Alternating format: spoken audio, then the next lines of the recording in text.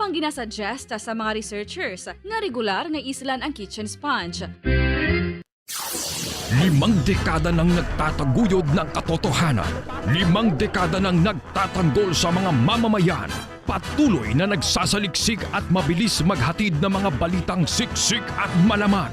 Patuloy na nangunguna sa mga issue, drama, promo at serbisyo publiko. Ito ang Bombo Radyo Bacolod, ang pambansang radyo ng Pilipinas. Fast Paradyo Bombo! Oras sa Bombo Radio Philippine Standard Time, 9 minutos na nakaligad sa tak ng alas 6, Saga! Bombo Radyo Bacolod. Fast Paradyo Bombo! Pilipinas, maayong aga! Welcome sa Bombo News and Views Morning Edition sang DYWB Bombo Radio Bacolod adlaw sang Lunes, Pebrero 28, 2022. Kagaron sa ato na nga mga pangulong dinalan sa mga nagapanguna nga balita ukon sa top story of the day. Numero sa mga sibilyan sa Ukraine nga napatay bangod sa gyera nagdangat na sa 352, 14 diri ang mga kabataan, malapit 1,700 ang pilason. Airport sa Central Ukraine gintarget sa missile na gikan sa Belarus. Sa mga nagapanguna nga balita lokal, syudad sang Bacolod diga paidarom na sa alert level 1 alin Marzo 1 tubtub 15, Negros Occidental yara sa alert level 2. Gun ban violator sa Western Visayas nagdangat na sa 8336 ang nagikan sa Negros Occidental. Negros Occidental Police Provincial Office nagpanumdum sa mga kapulisan nga halungan ang paggamit sa mga issued firearms. Mag-amay nga nagangkasanay sa motorsiklo. Patay matapos makabugo sa wing van sa Banwa sa Manapla. Mayor Isko Moreno luyag magbulig sa mga Filipino agod nga makabangon nagikan sa negative impact sang COVID pandemic.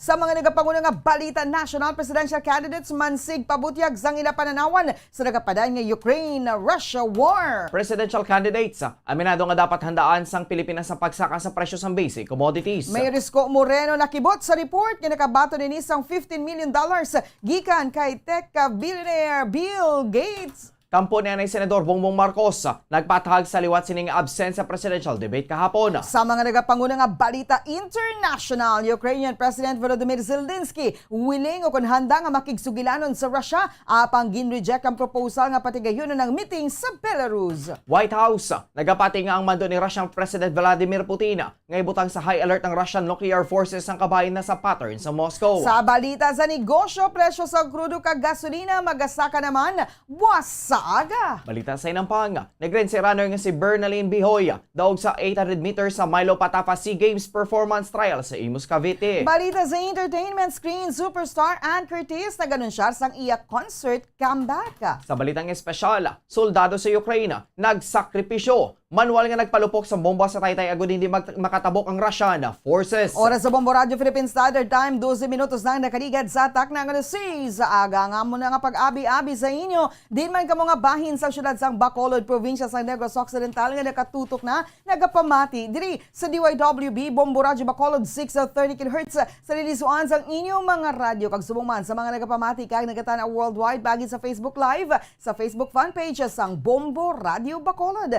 Kag karon sa mga detalye na sang mga balita kaupod sang inyo mga tagbalita. Bombo Franz Andrew Burgos. Kag Bombo Mary Divine Grace Moreno Coelho sa ato na nga top story of the day.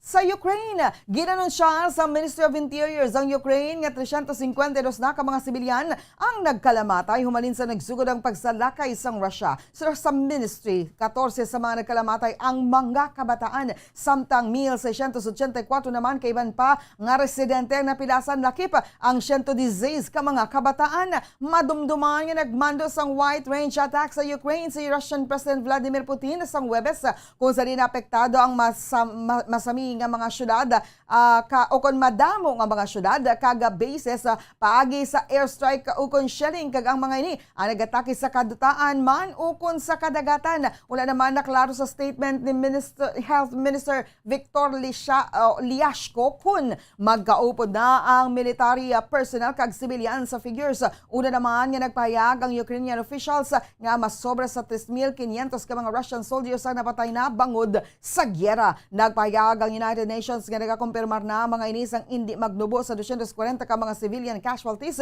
bangod sa pag-ilinaway kalakip na ang hindi magnubo sa 64 ka mga individual nga nagkalamatay. Apang ginapatihan nga mahimo mas mataas pang matod nga figures bangod madamo sang reports ang casualties ang wala pa sa gihapon makumpirmar. Hindi magnubo sa 368,000 ka mga pumuluyo ang nagpalagyo gikan sa Ukraine padulong sa Poland kag makaingod nga mga pungso dagod nga makaluwas sa Russian invasion santo sa UN Refugee Agency. Sa pungsod Ukraine, nagtupa sa airport sa Zhytomyr sa northern Ukraine ang missile nga ginunsyar gikan sa Belarus santo sa Interior Minister sa Ukraine. Sino kay Anton Herashenko, advisor sa Interior Minister sa Ukraine, nga ang Iskander missiles ang ginunsyar kapin alas 5 o kung alas 5 sang hapon oras sa Ukraine. Ining kasunod lang sang pahayag sang Office of the President ni Ukrainian President Volodymyr Zelensky natuoy sa pagsapol sang Ukrainian delegation kag Russian delegation sa Ukraine-Belarus border. Oras sa Bombo Radio Philippine Standard Time, 15 minutos na nakaligad sa takna ng alas 6 sa aga. Bantayan ang dugang pang may impormasyon may kangtanan sa update sa Ukraine-Russian War. Samtang sa ilo kita sa mga detalye na sa mga nagapanguna nga balita lokal. Gina-welcome kag ginakabig nga maay nga development sang Bacolod Emergency Operations Center ang pagpaidalom sa National Interagency Task Force sa COVID Alert Level 1 ang syudad sang Bacolod dumanin Marso 1 tubtob Marso 15 tuig 2022. Sa interview sa Bombo Radio kay EOZ Director M ang ginakalipay sini nga ginapaidalom na sa Alert Level 1 ang syudad bangod dinhi ang ginahulat tagod nga magbukas ng ekonomiya kag maka-operate na 100% ang establishmento kag mga negosyo. Sunod sa iya, iniagud man nga makabalik na sa trabaho mga pumuloy nga na-displace bangod sa mga restrictions. Sunod diri, dako ini nga improvement sa bahin sa pagbukas sa ekonomiya kag pagbalik sa mga aktibidad sa syudad sang Bacolod pati na ang face-to-face classes. Sunod kay ang handa naman sa transition ng Bacolod City kag ginahanda na mga logistics ilabi na sa bahin sa mga isolation facilities bangod pagabawion na sa Department of Education ng mga public schools sa ginagamit bilang isolation kun magsugod na ang face-to-face classes. Sa Jutay naman, ang kaso kag mild na lamang ang sintomas sa mga positibo kung sa din ginapahanugutan na ang home isolation nga supervised sa mga barangay. Sa karon, sunod sa Executive Director, ginadihon na ni Mayor Evelio Binglio Nadia ang Executive Order tuoy sa ginpapagpaidalom sang syudad sa Alert Level 1 kag diri may baluan kung may i-amend ang alkalde sa mga ordinansa nga ginapatuman sa syudad. Ginakalipay na nga finally ginbutang na kita sa Alert Level 1 amo ning ginahulat sa Bombo Daniel for quite some time nga magbukas na gid ang aton nga ekonomiya kag ang mga establishments kag mga negosyo magbukas na 100% para mga pumuluyo ka makabalik na sa ilaman mga trabaho. CEO's Executive Director M. Ang 83 tanan ka mga individual ang nagkaladakpan nga nagbayular sa Comelec Ban sa Western Visayas umalit sa nagsugod ang election period. Sino kay Police Lieutenant Colonel Arnel Soles, tagpamaba sa Police Regional Office 6, 83 ka mga individual ang nagbayular sa ginpatuman nga gun ban kun sa 52 ka mga armas lutang ang na-recover kag 26 ka mga bladed weapons. Sa 83 ka mga violators, 36 diri ang nagikan sa Negros Occidental, 8 sa Bacolod, 10 sa Aklan, 3 sa Antique, 4 sa Capiza, 1 sa Guimarães, 15 sa Iloilo Province kag 6 sa Iloilo City. Nagpanugyan naman si Soles sa mga pumuloy nga hindi magbayular sa gina-implementar nga Comelec gun ban kag hindi magdala sa armas kag deadly weapon sa pampubliko nga lugar. 83 ka individual nga nadakpan nga nagbayular sa Comelec gun ban, 52 ka armas ang aton nga na-recover kag 36 ka mga matalom nga bagay ang aton nga na-confiscate. Sa 83 ka individual nga aton nadakpan, pulo diri halin sa Aklan, 3 sa Antique, 4 sa Capiz, 1 sa Guimaras, 15 from Iloilo Province, 36 halin sa Negros Occidental, 6 sa Iloilo City, kag 8 sa Bacolod City. Nabate na pahayag ni Police o kanya PRO6 spokesperson Police Lieutenant Colonel Arnel Soles. nagpanugyan ang tagpamabas ang Negros Occidental Police Provincial Office o Kondok PPO sa mga kapulisan nga halungan ang paggamit sa mga issued firearms. Sili kasunod sa nagluntad nga accidental firing sa San Carlos City kung saan duha ka mga pulis ang involved. Sura kay NOC PPO spokesperson Police Lieutenant Abigail Donasco, pribileyo para sa tropa sang Negros Occidental nga makangkon sang issued firearms nga sa ila ginpangalan na gani hindi ini dapat pag-uyangan agi sa pagpalupok sini bisan maskin kay sino. Suno kay Dunasco dapat i-manage sang maayo ang mga armas ilabi na akon loaded din sang bala bangod ang careless mistake ang makatugas ang pagkadula sang kabuhi. Sunod diri dapat kabigo ng kada armas nga loaded agod mahalungan sa maayo nga hindi pag ipalupok basta-basta. Yara naman sa maayo kondisyon ng biktima sa nagduntad nga accidental firing sa San Carlos kag paggalantawon pa kung ano ay gapatuman nga penalidad sa personnel nga involve. Sa mga tropa natin no, sa Negros Occidental, this is just a gentle reminder na we are privileged to have issued firearms placed under our name. Di dapat natin ito sayangin no? By firing it into someone, or rather let us manage ourselves in handling these firearms, especially when they are loaded. Sinok PPO spokesperson Police Lieutenant Abigail Dunasco. Wala na natabangan na magamay kag nadulaan gid sang kabuhi matapos nabunggoan sa ilagi nasakyan nga motorsiklong isa awing van nga nagapark sa Banga Ibos, Barangay Tortosa, Banwa sa Manapla, Negros Occidental sang Domingo sang kagahon. Sa impormasyon nga nakuha sa Bombo Radio, nagikan sa Barangay San Pablo, Manapla ang magamay nga Sanay Francisco Pangantihon, 51 anyos kag Francis Pangantihon, 23 anyos kag padulungon tani sa Victoria City sang nabunggoan sang motorsiklo nga ilagi nasakyan ang isa ka aluminum wing van nga nakapark sa higad sang dalan. Pasa daw alas 2 sang kaagahon. Naibuloan pa nga wala sa may ginbutang nga early warning devices sa nakaparada nga van. Maginhingagaw padala sa balay bulol nga ng mga biktima apang gideklarar nga dead on arrival. Arestadong isa ka 32 anyos nga lalaki ginaligar miyembros ng Vertusio Drug Gang sa bypass operation kay gibaligan sa San Carlos City Police Station sa Margarita Villaga, Barangay 2, San Carlos City, Negros Occidental kahapon. Sa impormasyon nga nakuha sa Bombo Radio, ginkilalang suspetsado kay Jerome Villanueva y Concha, 32 anyos, isa ka high value individual, miyembros ng Vertusio Drug Gang, top 2 priority target kag residente sa nasabit ka lugar. Nakuha sa iya paginako pang-apat ka mga heat seal transparent plastic sachet sa suspected shabu, isa ka disposable lighter, 4 ka folded aluminum foil, kag 1,200 pesos nga buy bust money. Ang nakumpiskar nga illegal nga droga ginabanta nagabugat sang 5 ka gramos kag may estimated market value nga 34,000 pesos. Sa karon nakahulong si Villanueva sa San Carlos City Police Station kada tala nga pasakan sang kaso nga paglapas sa Republic Act 9165 o Comprehensive Dangerous Drugs Act of 2002. Para sa katapusan nga balita lokal, nagatag sa mga panugyan ang isa kang dentista agod malikawan ng pagkaguba sa utos sa mga kabataan.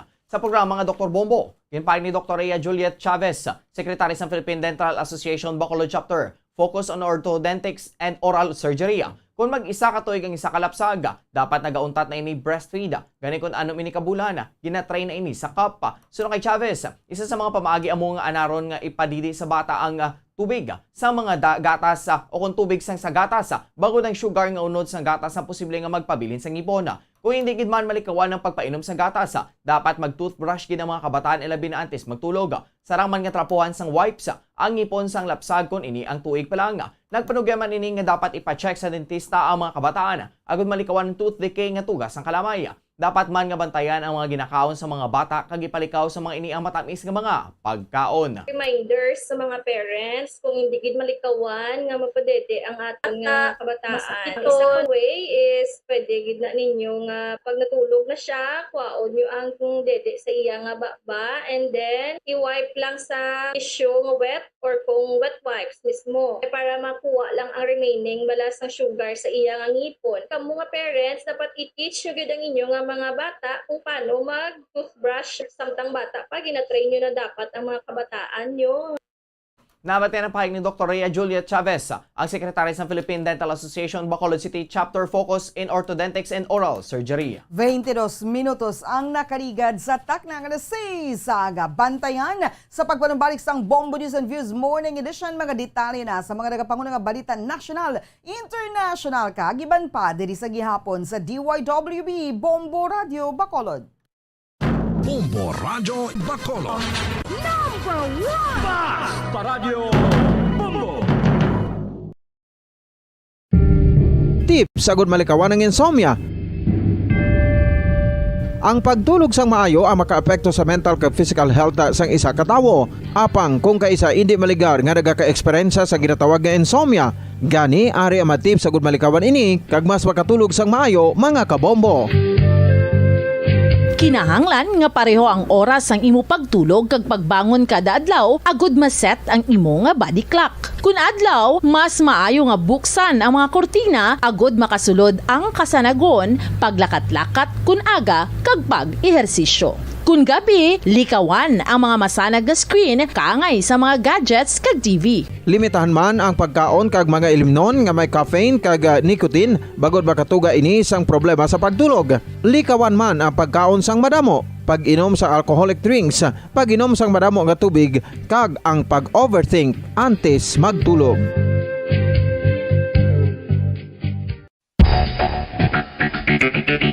Ang husto nga paggamit sang earphones o kon headphones. Kalabanan sa karon, ilabi na sa mga pamatanon ang masami nga nagagamit sang earphones o kon headphones sa tion sang nagausar sang gadgets.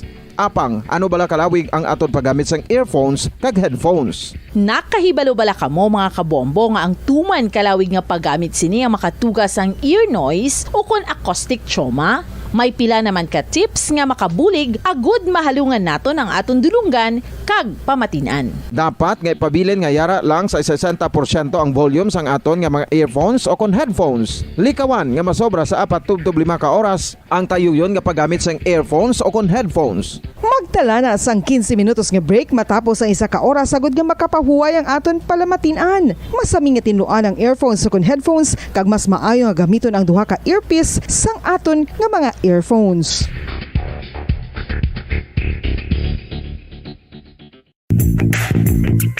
Sa karon nga may ginapangatubang nga pandemic, importante nga halungan gid ang ikaayong lawas. Apang hindi lang physical health ang dapat hatagan sa pagtamuda, bangod importante man ang mental health. Paano bala halungan ang aton nga mental health? Una, kinahanglan nga halungan naton ang aton kalawasan kaangay sang pagkaon, pag-ehersisyo, pagtulog kag pagpahuway sang insyakto bangod ang poor physical health ang makaapekto sang modo kag panghuna-huna sang isa ka tawo. Kinahanglan man nga mag-set sang boundaries sa tanan nga bagay, hatagan sang balorang kaugalingon kag iselebrar ang mga kadalagaan bisan ano pa ini kagamay. Maayo man sa mental health. Oras sa Bombo Radio Philippine Standard Time, 26 minutos nang nakaligad sa takna ng Saga. Padang ka mga nagapamati, nagatanaw, diri sa DYWB Bombo Radio Bacolod. Ini ang Bombo News and Views Morning Edition. Sa gihapon, kaupod ninyo. Bombo Franz, Andrew Borgos. Kag Bombo Mary, Divine Grace, Moreno Coelho. Sa dugang pa nga mga balita, ginpahayag ni presidential candidate kag Manila Mayor Francisco Isko Moreno Dumagoso kahapon nga luyag sini nga mabuligan ang mga pumulyo nga Filipino nga maka-recover sa pihaksang COVID-19 pandemic. Sa Filipino Votes Presidential Debate, ginparigayan sang CNN Philippines, ginpagwa ni Dumagoso ang pahayag sang siya ang ginpamangkot sa rason kung nga ang nagdesisyon ini nga magpapili sa pagka-presidente subong nga 2022 elections. Pahayag sini nga ang pandemic ang natudlo sa aton sa madamong eleksyon sa kabuhi kasubong man sa mga prioridad sa kabuhi. Kag na-realisar sini nga mas importante para sa iya kung paano makapalampuwa sa mga pumulyo sa nagakatabo nga pandemya. Dugang pasininga ang kung paano makahatag sang trabaho sa 4 ka milyon nga nadulan sang trabaho kag kung paano makarecover ang mga magagmay nga negosyo tubtub sa wala na sang magsarado. Ginsuportahan man sini ang una nga payag ni Labor Leader Calio de Guzman nga una na nagabaylo na isang tinaga bato kay Dr. Jose Montemayor Jr. may kangtanan sa pag-prioritize sa mga working class. Oras sa Bombo Radio Philippine Standard Time, 27 minutos ang nakaligad sa takna nga sa aga. Sa mga detalye sa nga dugang pa nga mga balita nasyonal. Ginpayag sa nga duha ka presidential candidates nga ang Pilipinas ang mahimo nga makatuon gikan sa pamaagi sang pagpakigbato sang Ukraine sa Russia invasion nga magamit sa pagdepensa sang teritoryo kag soberanya batok sa China. Sa pamangkot sa plano in kaso nga ang multilateralism nga ang approach sa West Philippine Sea ang inimang inepektibo ginpanindugan ni President ni Vice President Leni Robredo nga kinahanglan ang credible defense paagi sa pagpabaskog pa sa Armed Forces of the Philippines kon AFP. Panindugan sini nga dapat matupungan ang puwersa sang iban nga pungsod may makasarang sa pagbato kaangay sa Ukraine. Ginpayag naman ni former National Security Advisor Norberto Gonzales nga magluwas sa armas nga pagdepensa sa kinamatarong. Ang pungsod na nagakinahanglan man sang vigilance sa mga Filipino batok sa mga aggressors. Payag sini nga makita ang tingali nga paghinay sang pagsulod sang Russia bangod sa kaisog sa mga tao sa Ukraine nga magpanindugan kag magbato. Dugang pa sini nga dapat ginauna sa Pilipinas ang pagpabaskog sa karakter kag kalidad sa mga Filipino ante sa mga pangita sang bulig gikan sa mga kaingod nga pungsod. Ganing advocacy sini amo ang national mobilization. Magandang example ang nangyayari sa Ukraine. Nakikita na natin na nag-slow down bigla ang pasok ng Russia because of the tenacity and the determination of the people of Ukraine to stand up and fight. Dito sa atin, iyan ang dapat nating inuuna. Bago tayo humanap ng tulong sa mga kapitbahay at sa ibang bansa, palakasin muna natin ang karakter at quality ng ating sambayanan. I was advocating national mobilization. Si presidential candidate Norberto Gonzales, samtang ginaduso naman ni Manila Mayor Isko Moreno Dumagoso ang pagpadayon sa dialogo sa China sa ginaawayan nga dagat. Pahigsig na tuman kabuday sa sitwasyon ko zarin mahapos sa mga pumulyo nga masulay paathag sini nga madamos ang butang akon ginatinguan lang kag padayon nga nagapanikasog sa legal nga pamaagi, peaceful manner kag patas sa mahimo man nga masolusyonan ang problema. Hindi tayo titigil na makipag-ugnayan sa mga kakampi nating bansa. We have allies, we have a long-standing relationship to other nations. But we must pursue peaceful means. Napakahirap ng sitwasyon na kung saan madali tayong susuko. Si presidential candidate Manila Mayor Isko Moreno Dumagoso payag naman ni Robredo nga sa day 1 sa nga pagkapresidente pabaskogon pa sini ang diplomatic relations sa mga foreign nations. Dugang pa ni Robredo nga mga Filipino man dapat ang manguna sa national consensus. Ginpayag man ni Robredo nga ang Pilipinas ang dapat nga nagatrabaho agad nga mangin economically resilient kag hindi na mangin biktima sa predatory practices sa mga foreign powers. Day 1 ng aking presidency, ang konsepto ng instrument of national power ang ating susundin. Ano ito? Number 1, diplomatic. Papalakasin natin yung pakikipag-ugnayan natin sa ating mga allies. Mga ibang bansa na pareho yung paniniwala sa atin para meron tayong kakampi just in case merong aggression. Pangalawa, yung informational. Sisiguraduhin natin yung pamahalaan natin yung nangunguna para i-push yung isang national consensus. Yung narrative natin ay kailangan magkaisa yung mga Pilipino behind it. Si presidential candidate Leni Robredo. Ginpamangkot ang mga presidential candidates sa paginpatigay nga debate kahapon kung ano ang ilang mahimo nga sa pagpreparar para sa pagsaka sa presyo sang goods kag basic commodities bangod sa invasion sang Russia sa Ukraine. Ginaekspektar na ang disruption sa supply sang oil kag gas bangod sa sanctions nga gindagdag sa Russia nga isa sa top oil kag gas producer sa kalibutan. Sa mismong adlaw sa nga gilunsyar sang Russia ang invasion, dako naman ang naging pagsaka sa presyo sang gatong kung sa rin sa Brent nagsaka na sa masobra $105 kada bareles para sa first time umalin sang 2014. Ang pagsaka sa presyo sang produktong petrolyo ang nagresulta sa pagsaka sa mga presyo sa pagkaon kag iban pang mga commodities. Bilang sa bata, gincite naman ni Senator Panfilo Lacson ang government subsidies nga natalana para sa public transportation sector kasubong man sa mga mangunguma sa idalom sang 2022 national budget. Sunod kay Lacson, ang karon nga administrasyon ang nagaplano nga magpagwa sang 2.5 billion pesos para sa transportation sector kag 500 million pesos para sa agriculture sector. Ginhinambit man sang senador ang epekto sang inaway sa tunga sang Russia kag Ukraine sa trade sa tunga sa Pilipinas kag European Union.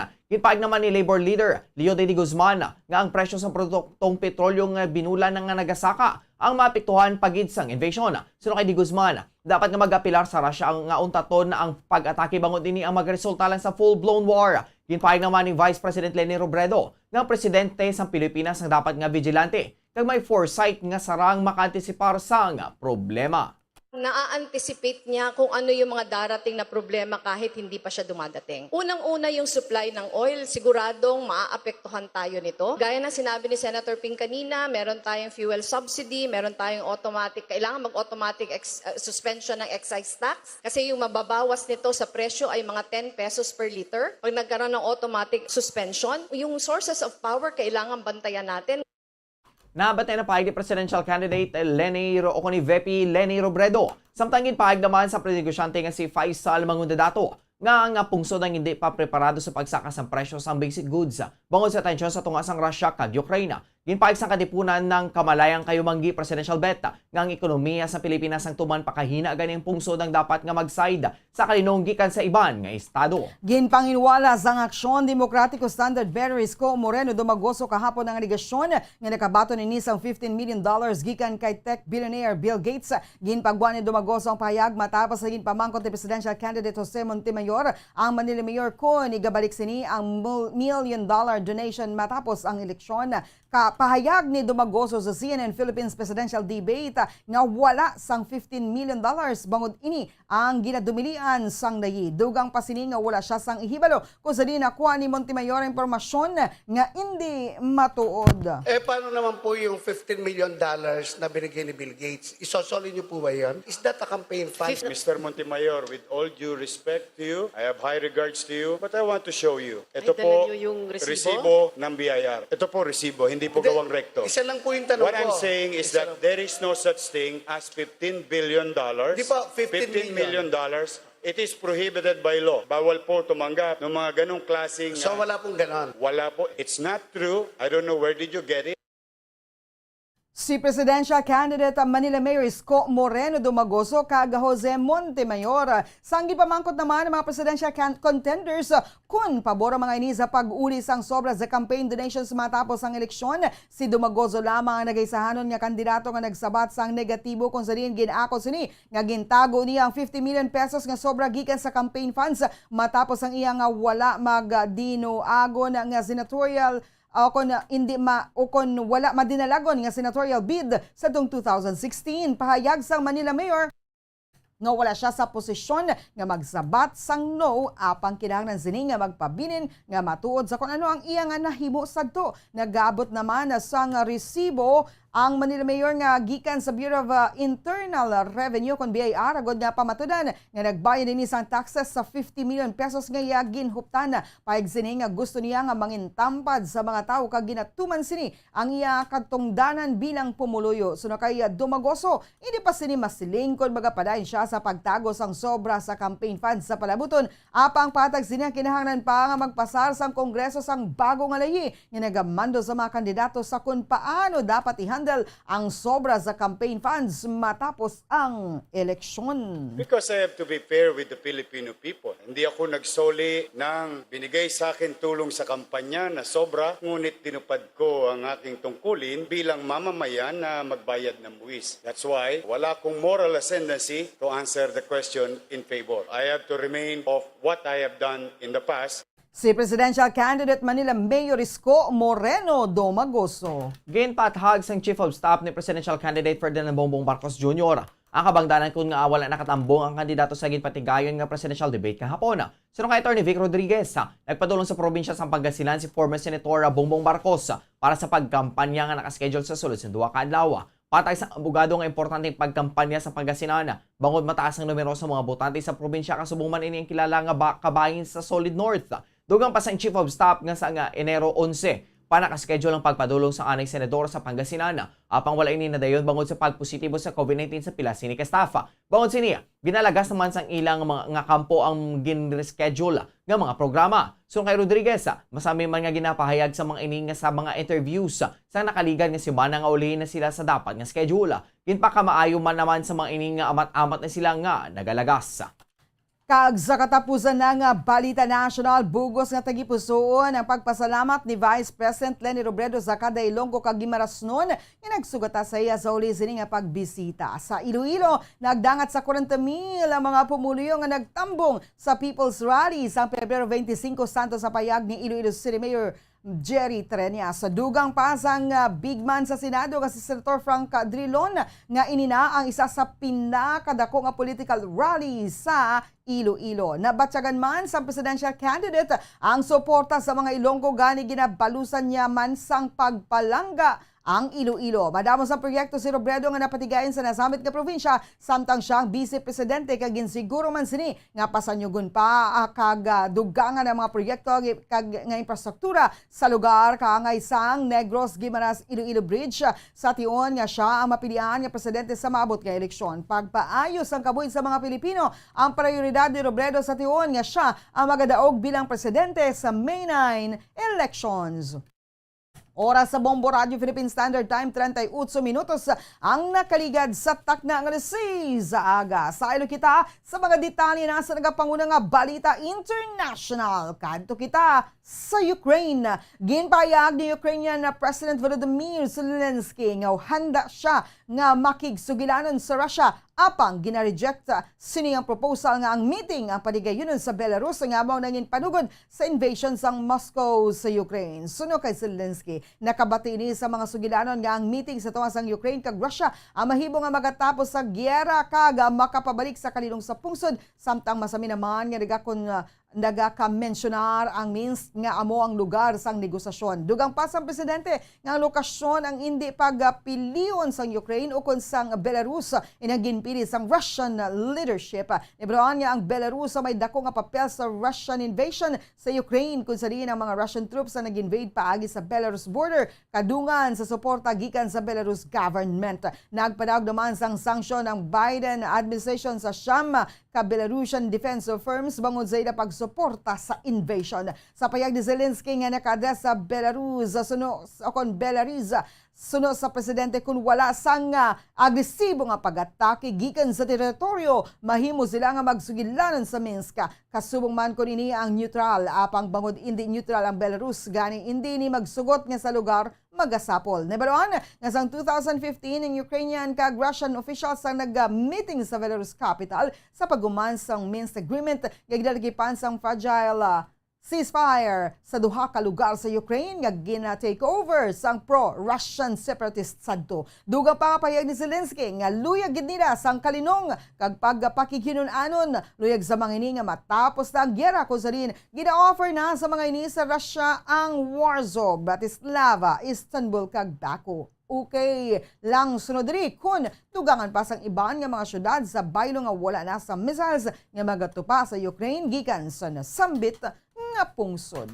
Para sa katapusang nga balita internasyonal sa Washington, USA, nagapati si White House Press Secretary Jen Psaki nga ang mando ni Russia President Vladimir Putin nga ibutang sa high alert ang Russian nuclear forces. Ang kabayan ni sa pattern sa Moscow sa pagpanindugan nga sila ang under threat agad ma-justify ang ilang agresyon. Sunod kay Psaki, nakita na nila nga makapila na inigin buhat ni Putin kag dugang pasini nga wala sang tion kun sa diin ang Russia ang ginapaahog sang NATO. Kasubong man nga wala sa tion nga ang Russia ang under threat sa Ukraine. Dugang pasini nga ang tanan nga pattern ang nagikan kay Putin. Gani ilaman ini nga ginapamalabagan na panindugan ni Psaki nga may aran sila sang ikasarang depensahan ang kaugalingon. Apang nagapanawagan man ang mga inibatok sa nagakakita nga sa hulag ni President Putin. Ang Estados Unidos ang bukas naman sa paghatag sang dugang assistance sa Ukraine. Samtang ang Washington naman ang wala sang gindagdag nga sanctions sa nagatarget sa energy sector sa Russia. Patag ni Psaki nga wala nila ginpalos ang kangtanan sa energy sector sa Russia. Apang himuon man sa mga ini ang masarangan agad nga masiguro nga ma-minimize ang impact sa global marketplace. Para sa aton nga balita sa negosyo, lauman ang pagsaka sa presyo sa produktong petrolyo sining semana nga nagamarka sa ikasyam nga kaygayunan kang humalin sang nagsugod ang tuig sulong sa Unioil Petroleum Philippines. Sa fuel price forecast para sa March 1 to March 7 trading week, ginpahig sang Unioil nga ang presyo sa kada litro sa diesel ang posible nga magsaka sang 80 centavos tubtob 90 centavos. Magasaka man sang 90 centavos tubtob 1 peso ang kada litro sa gasolina. Masami nga ginanunsyar ang oil company sang price adjustments kada Lunes kag epektibo pagkasunod nga adlaw. Ang year-to-date adjustments ang nagatindog sa total net increase nga 8 pesos and 75 centavos sa kada litro sa gasolina kag 10 pesos and 85 centavos naman sa kada litro sa diesel.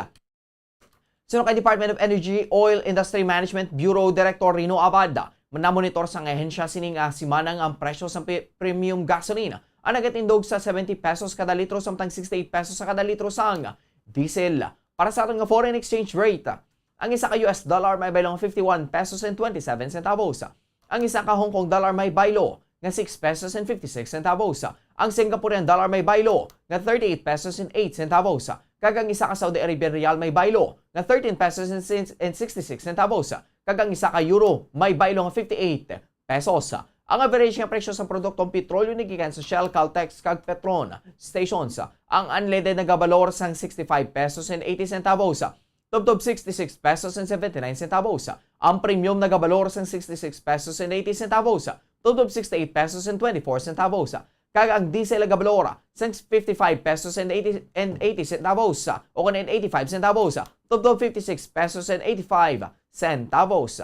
Para sa atong nga balita sa inampang, nadaw sang nagrensi runner nga si Bernalyn Bihoy sa 800 meters o kon women's category sa time na 2 minutes o kon na 13.52 seconds sa Milo Patapa SEA Games performance trial nga gipatigan sa Imus Cavite kahapon. Samtang nagpanguna naman sa long jump women si Evergreen Maristela Torres Sunang nga nakalumpat sa 6.11 meters. Ang 4-time Southeast Asian Games long jump queen nga si Sunang ang nakaganar sa maayo nga performance sa iya nga ikaduwa nga paglumpat nga ginakabig balos sini matapos nga malutos kay Catherine Kai Santos sa Ayala Philippines Athletics Championship sa Baguio sang nakaligad nga Disyembre. Si Santos nga nagdaog sa naunang hampang bato kay Sunang sa paglumpat sang 6.6 meters. Ang nakaangkon sang kabudlayan sa pag-check sang marka antes ang take-off nga nagresulta agad nga ini ang mangin second sa Pampanga. Si Absidi Agamos ang nangin third sa paglumpat sang 5.49 meters sa katapusan sang 3-day competition. Kagin organize ang Philippine Athletics Track and Field Association kagin suportahan sang Philippine Sports Commission. Bilang kabahin sang National Track and Field tryouts para sa 31st Vietnam Southeast Asian Games sa Mayo. Ang kaupod sa national team nga sanay Edwin Geron Jr. kag Bernalyn Bihoy naman ang nagapanguna sa women kag men o kon men kag women 800 meter run sa ilang personal best nga time nga 1 minutes 52.84 seconds kay Hirona samtang 2 minutes 13.52 seconds naman kay Bihoy. Samtang ang UA varsity team member nga si James Orduna naman ang nakangkon sang time nga 1 minutes 34.65 seconds sa men's 5,000 meter race. 44 minutos na nakaligad sa takna ng 6 sa aga. Kagaroon sa atin naman yung showbiz news. Ginansya ni screen superstar Ann Curtis ang iya concert comeback kahapon. Sino kay Curtis, iga pakigbahin sa iya Love on Doco concert. Ang pila ka mga bahin sa iya kabuhi sa nagdigad nga duha ka tuig. Ang concert ang mag-stream sa ktx.ph kag Viva Max sa Abril 30 alas 8 sang gabi. Ang VIP tickets para sa virtual events sa ginalakipan sang virtual meet and greet.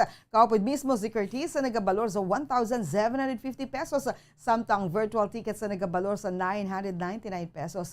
Si Ann Curtis ang isa ka self-proclaimed dance singer. Pang naging madinalagon bilang isa ka recording artist. Masobra duha ka tuig na ini nga nakahayat to sa showbiz humalin sang Disyembre tuig 2019 sang ini nagbusong. Iya gin-welcome ang iya ka magulangan nga bata nga si Dalia kaupod ang bana sini nga si Erwan Yusafa sang Marso tuig 2020.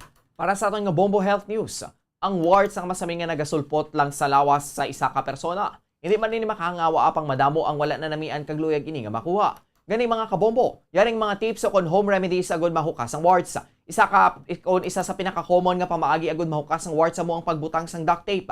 Sabayin nga gintubuan sang warts kag ipabilin ini sa sulod sang anong kaadlaw. Pagkatapos, ihuluman ini sa tubig kag amat-amat nga o kon huluman ini sa tubig kag amat-amat nga hukson ang dead tissue gamit ang lugod o kon disposable nga emery board. Ibiling nga expose ang warts sa sulod sang 12 ka oras kag liwaton ang proseso tubtob nga madula na iniya. Isa man sa mga pamaagi amo ang peeling medicine o kon salicylic acid nga available bilang patch, ointment, pad kag liquid. Ginarekomendar man ang cryotherapy nga isa ka cold treatment kag basami nga ginagamit sa pagbulong sa arthritis, muscle pains, free inflammation kag pila sa panit.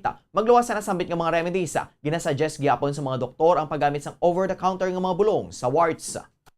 Oras sa Bombo Radio Philippines, Standard Time, 46 minutos ang nakaligad sa takna ng 6 aga. Antes ang aton nga balitang espesyal, mga kabombo, subong na nga aga. Pati gayon ang aton nga awarding of prizes. Aton nga mga grand winners sa 1-2 Panalo Promo. Kabugusan nga 2 million pesos sa 6 million pesos nga mga papremyo naton sa 1-2 Panalo Promo. Ang iga panagdag subong adlaw diri sa Bombo Radio kag sa nagkalain-lain nga mga istasyon sang Bombo Radio Philippines nationwide. Alas 10 sa subong nga aga pagabatuno na sang bago ika-74 nga milyonaryo ang iyang 1 million pesos nga daog. Ang ini nga promo grand draw ginpadigayon sa tong Disyembre 25 2021 ang pamaskwa sang Bombo Radio Philippines sa kabugusan ng Pilipinas. Mayara sang 24 key cities sa Cozarin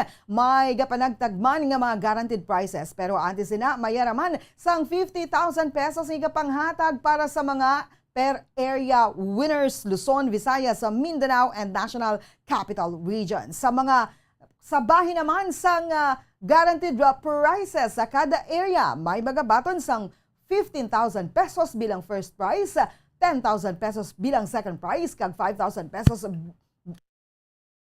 bilang third prize. Diri sa syudad sang Bacolod, probinsya sang Negros Occidental, alas 10 subong nga aga, magabato ng aton nga mga winners. Ang 15,000 peso winner, ang first prize winner naton nga si Shady Ann Sayon sang Puro Cagaycay, Barangay 2, Bacolod City. Second prize winner, Zerona B. Villabert sang 22T Cordova Avenue, Barangay 18, Bacolod City nga magabaton sang 10,000 pesos. Kagang third prize winner naton, amo si Sophie Marla Puo sang Porok, Santo Domingo, Barangay Handumanan, Bacolod City nga magabaton sang 5,000 pesos. Sa mga tagdaog naton, magdala sang inyo duha ka mga valid recent IDs na pa-photocopy na, duha man ka kopya, dalon diri sa estasyon sa Bombo Radio, las 8 subong aga. Agod bahikutar ang inyo pagbaton sa mga papremyo, las 10 sa awarding naton. Gani sa mga tagdaog, congratulations and kita na kita, subong nga aga. Bantayan man ang aton sini masunod nga mga papromo diri sa istasyon o sa network sang Bombo Radio Philippines. Kag zato na nga balitang espesyal, talalupang dun sa karon ang heroic act sa mga Ukrainian sagod nga mapangapina ng ilapungsod na gikan sa Russian invasion. Gindayaw sa mga opisyales ang isa katapos ang Marine sa pagsakripisyo sang kaugalingon sini nga kabuhi matapos nga ginpasigabong ang taytay sa tinutuyo nga pungga ng mga tangke sang Russia sa pagsulod sa isa ka lugar sa Ukraine. Si Vitaly Shkakun Volodymyrovich ang naposisyon sa Henichesk Bridge sa Kherson Region sa tiyon sang standoff sa puwersa sang Russia sulod sa General Staff sang Armed Forces sang Ukraine sang Biyernes. Ang taytay ang isa sa ginaagyan padulong sa Crimea, ang annex sa Russia sang 2014 sa Ukraine, agud nga mapungga ng mga nagapadulong at tangke sang Russia. Nadesisyonan sang puwersa sang Ukraine nga palukpon ang taytay. Matapos nga mapasigabong ang taytay, napatay man gilayon si Volodymyrovich. Suno sa Ukrainian Armed Forces, dako ang nabulig sang soldado matapos sinigin pasigabong ang taytay sa paghinay sa pagsulod sang tangke sa mga Russians kanagahatag man sang kayganan agud nga makatipon liwat ang puwersa sang Ukraine kag makadeploy sang depensa. Ginpahayag man sang puwersa sang Ukraine nga plano sila nga hatagan sang award si Volodymyrovich paagi sa posthumous honors. Gintawag naman sang Ukraine's Deputy Minister ng Foreign Affairs ang ginhimo sini nga heroic. Pag ginpasigabong man sang puwersa sang Ukraine ang isa pa kataytay sa Kiev, agud nga utdon ang ruta sang tangke sang Russia nga magasolikon tani sa kapital sang Ukraine. Ang operasyon ang natabo sa kaduwang adlaw sang invasion sang Russia sa Ukraine. Oras sa Bombo Radio Philippine Standard Time, 51 minutos nang nakaligad sa takna ang 6 sa aga. Inyo nabatian ang mga balita nga gindulong sa inyo sa Bombo News Team sang DYWB Bombo Radio Bacolod sa subungan daw sang Lunes, Pebrero 28 tuig 2022. Ini ang Bombo News and Views Morning Edition. Kag kami ang inyo nangintag balita. Bombo Franz, Andrew Borgos. Kag Bombo Mary Divine Grace Moreno Coelho para sa Pambansang Radyo ng Pilipinas, consistent overall number 1 sa Bacolod, Basta Radio Bombo! Kag sa ato nga Bombo News Analysis sa ibalala sa isa ka maukod nga tagpalamati sa Bombo Radio Bacolod, ini ang ginbasa ni Bombo Daniel Lecciones. Kag ini ang may tigulo, Debate. Sa sining palabuton nga Mayo nga eleksyon, kita naman magapili sa mga kandidato nga magapadalagan sa aton nga nasyon. Gani aton gid sila maayo pilion kay ano man naman katuig ang aton agwantahon. Apang natingala kita sa iban nga presidential nga kandidato nga kung may debate nagasakit dayon ng ila nga kalyo. Amo na ni tani ang kaygayunan nga mapresentar nila sa mga Pilipino ang ila mga programa kag plataporma di gobyerno. Hindi na kuno sila mag-attend sa debate. Kay number 1 naman kuno sila sa survey. Kay hindi man kuno ini mandatory, kay base hindi nila mauyunan ang mga palamangkutanon nga mabutang sa alang-alang ang ila mga kaugalingon. Itugyan na lang naton ini sa mga kamot sang aton pinalangga nga mga butante kung sino ang nagakabagay sa Pilipinas nga mangin presidente. Kay kung ano gid man ang Pilipinas sa palabuton, wala na kita sang dapat masulon kuning aton mga tagsa kakugalingon. Kaya nagpadala kita sa aton mga balatyagon nga wala man lang ginusisa sang maayo ang ilang nga background kay mga kwalifikasyon. Ang ini pangunahuna pananawan ang ipadala ni Leo Siralbo sa Barangay Mansilingan, Bacolod City.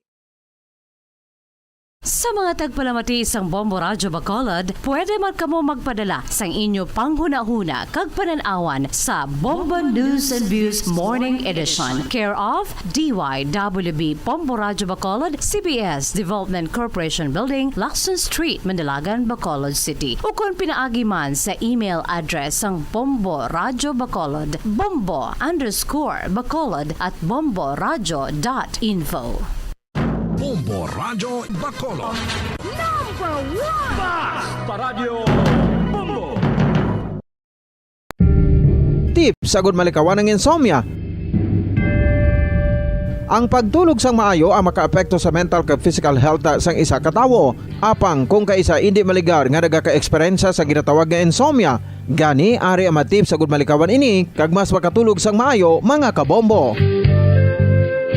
Kinahanglan nga pareho ang oras ang imo pagtulog kag pagbangon kada adlaw agud maset ang imo nga body clock. Kun adlaw, mas maayo nga buksan ang mga kortina agud makasulod ang kasanagon, paglakat-lakat kun aga kag pag-ehersisyo. Kun gabi, likawan ang mga masanag nga screen kaangay sa mga gadgets kag TV. Limitahan man ang pagkaon kag mga ilimnon nga may caffeine kag nicotine bagod makatuga ini sang problema sa pagtulog. Likawan man ang pagkaon sang madamo, pag-inom sa alcoholic drinks, pag-inom sang madamo nga tubig kag ang pag-overthink antes magtulog.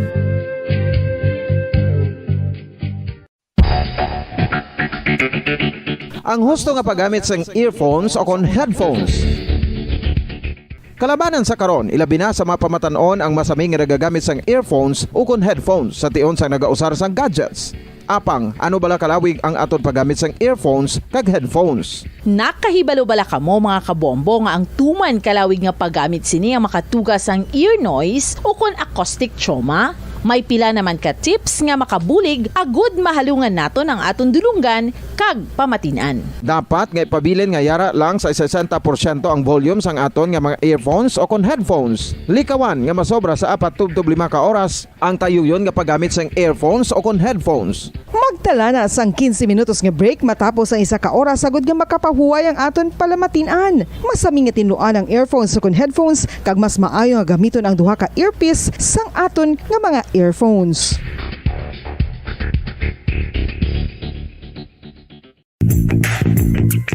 Sa karon nga may ginapangatubang nga pandemic, importante nga halungan gid ang ikayong lawas. Apang hindi lang physical health ang dapat hatagan sa pagtamuda, bangod importante man ang mental health. Paano bala halungan ang aton nga mental health? Una, kinahanglan nga halungan naton ang aton kalawasan kaangay sang pagkaon, pag-ehersisyo, pagtulog kag pagpahuway sang insyakto bangod ang poor physical health ang makaapekto sang modo kag panghuna-huna sang isa ka tawo. Kinahanglan man nga mag-set sang boundaries sa tanan nga bagay, hatagan sang balorang kaugalingon kag iselebrar ang mga kadalagan bisan ano pa ini kagamay. Maayo man sa mental health ang pagpatawad sa isig kapareho. Bangod ginarelease ni ang kabugat sa balatyagon subong man ang pagkamapasalamaton. Suno sa research, dako man ang mabulig sa pagpangamuyo sa paglikaw sa stress.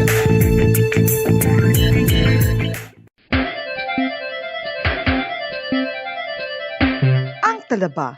Sino bala ang hindi maganahan magkaon sang talaba? Magluwas sa manamit sini nga sabor, ang talaba ang nagaunod man sa calories, protein, fat, vitamin D, thiamine, niacin, vitamin B12, iron, magnesium, phosphorus, zinc, copper, manganese kag selenium. Isa ini sa mga source ang high quality protein nga nagaunod sang siyam ka importante nga mga amino acids nga kinahanglan sang lawas sang tawo. Nagaunod man ini sa antioxidants nga maayo para sa atay. Apang ang pagkaon sang talaba ang mayaraman sa mga risgo. Bangod nagaunod ini sa mataas nga amount sang zinc nga delikado sa kalawasan kon masobrahan. Ang pagkaon sini nga hilaw ang makatugaman sang bacterial infection kag makatugas sang diarrhea, pagsuka, hilanat kag iban pa nga seryoso nga kondisyon. Gani sa pagkaon sang talaba, kinahanglan hagan-hagan lang. Oral disease, nagapadayon nga seryoso nga public health problem sa Pilipinas. Ang prevalence sang dental caries sa mga permanent teeth ang nagapabilin nga mataas sa 90% throughout the years. About 92.4% sa mga Filipinos ang may tooth decay, kag 78% ang may gum disease o kon periodontal diseases. Santo sa report nagikan sa DOH. Bisan pa nga ini ang preventable o kung matapna, ini nga balatian ang nagapekto sa halos kada Filipino at one point or another sa iya nga pagpangabuhi. Ang pagpractice sang good oral kag dental hygiene kaangay sa paghalong kag pagtatap mo sa imo kaugalingon. Nagatap na ini sang bad breath, tooth decay, gum disease, resulta ang healthy nga baba. Ang healthy nga baba o kon mouth maayo nga indicator nga maayo man ang imo lawas. Gani halungan gid ang aton nga dental health.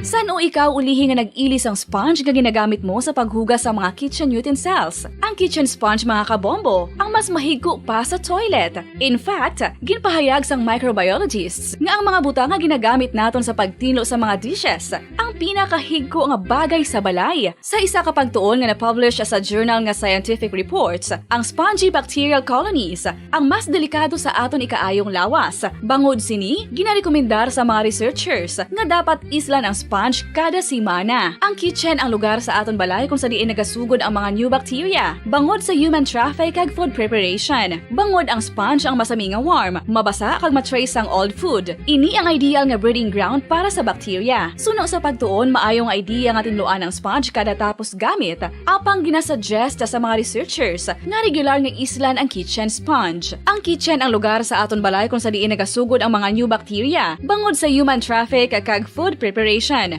Bangod ang sponge ang masami nga warm, mabasa, kag may trace ang old food. Ini ang ideal nga breeding ground sa para sa bacteria. Suno sa pagtuon.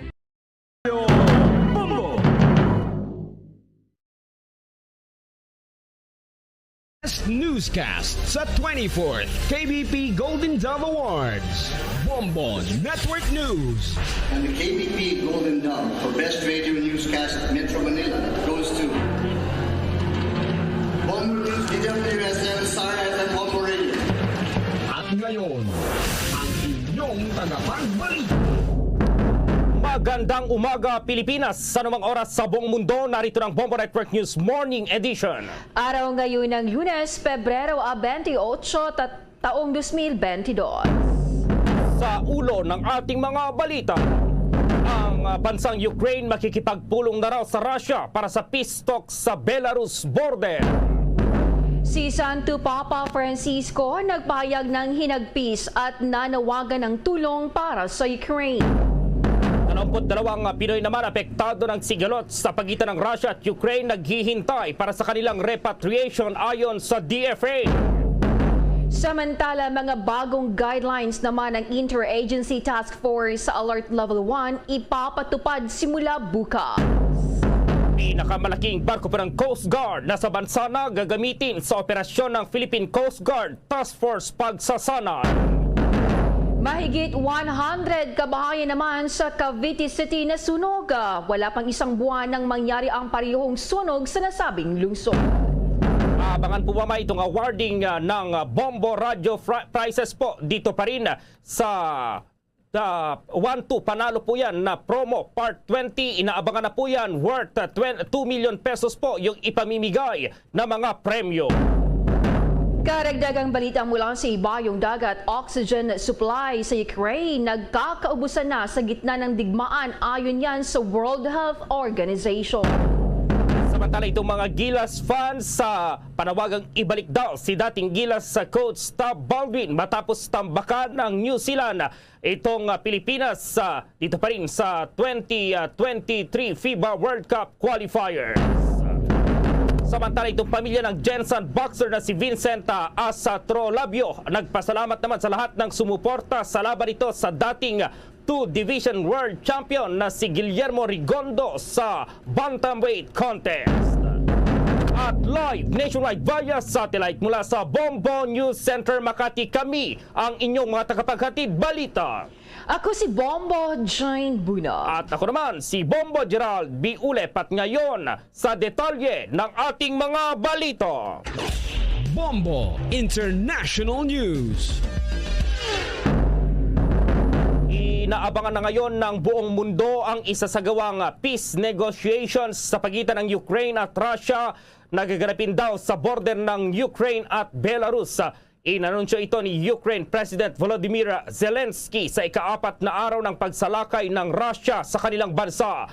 Ito ay matapos na ipahayag ng Russia na lumipad na patungong Belarus ang diplomatic delegation nito para sa peace talks.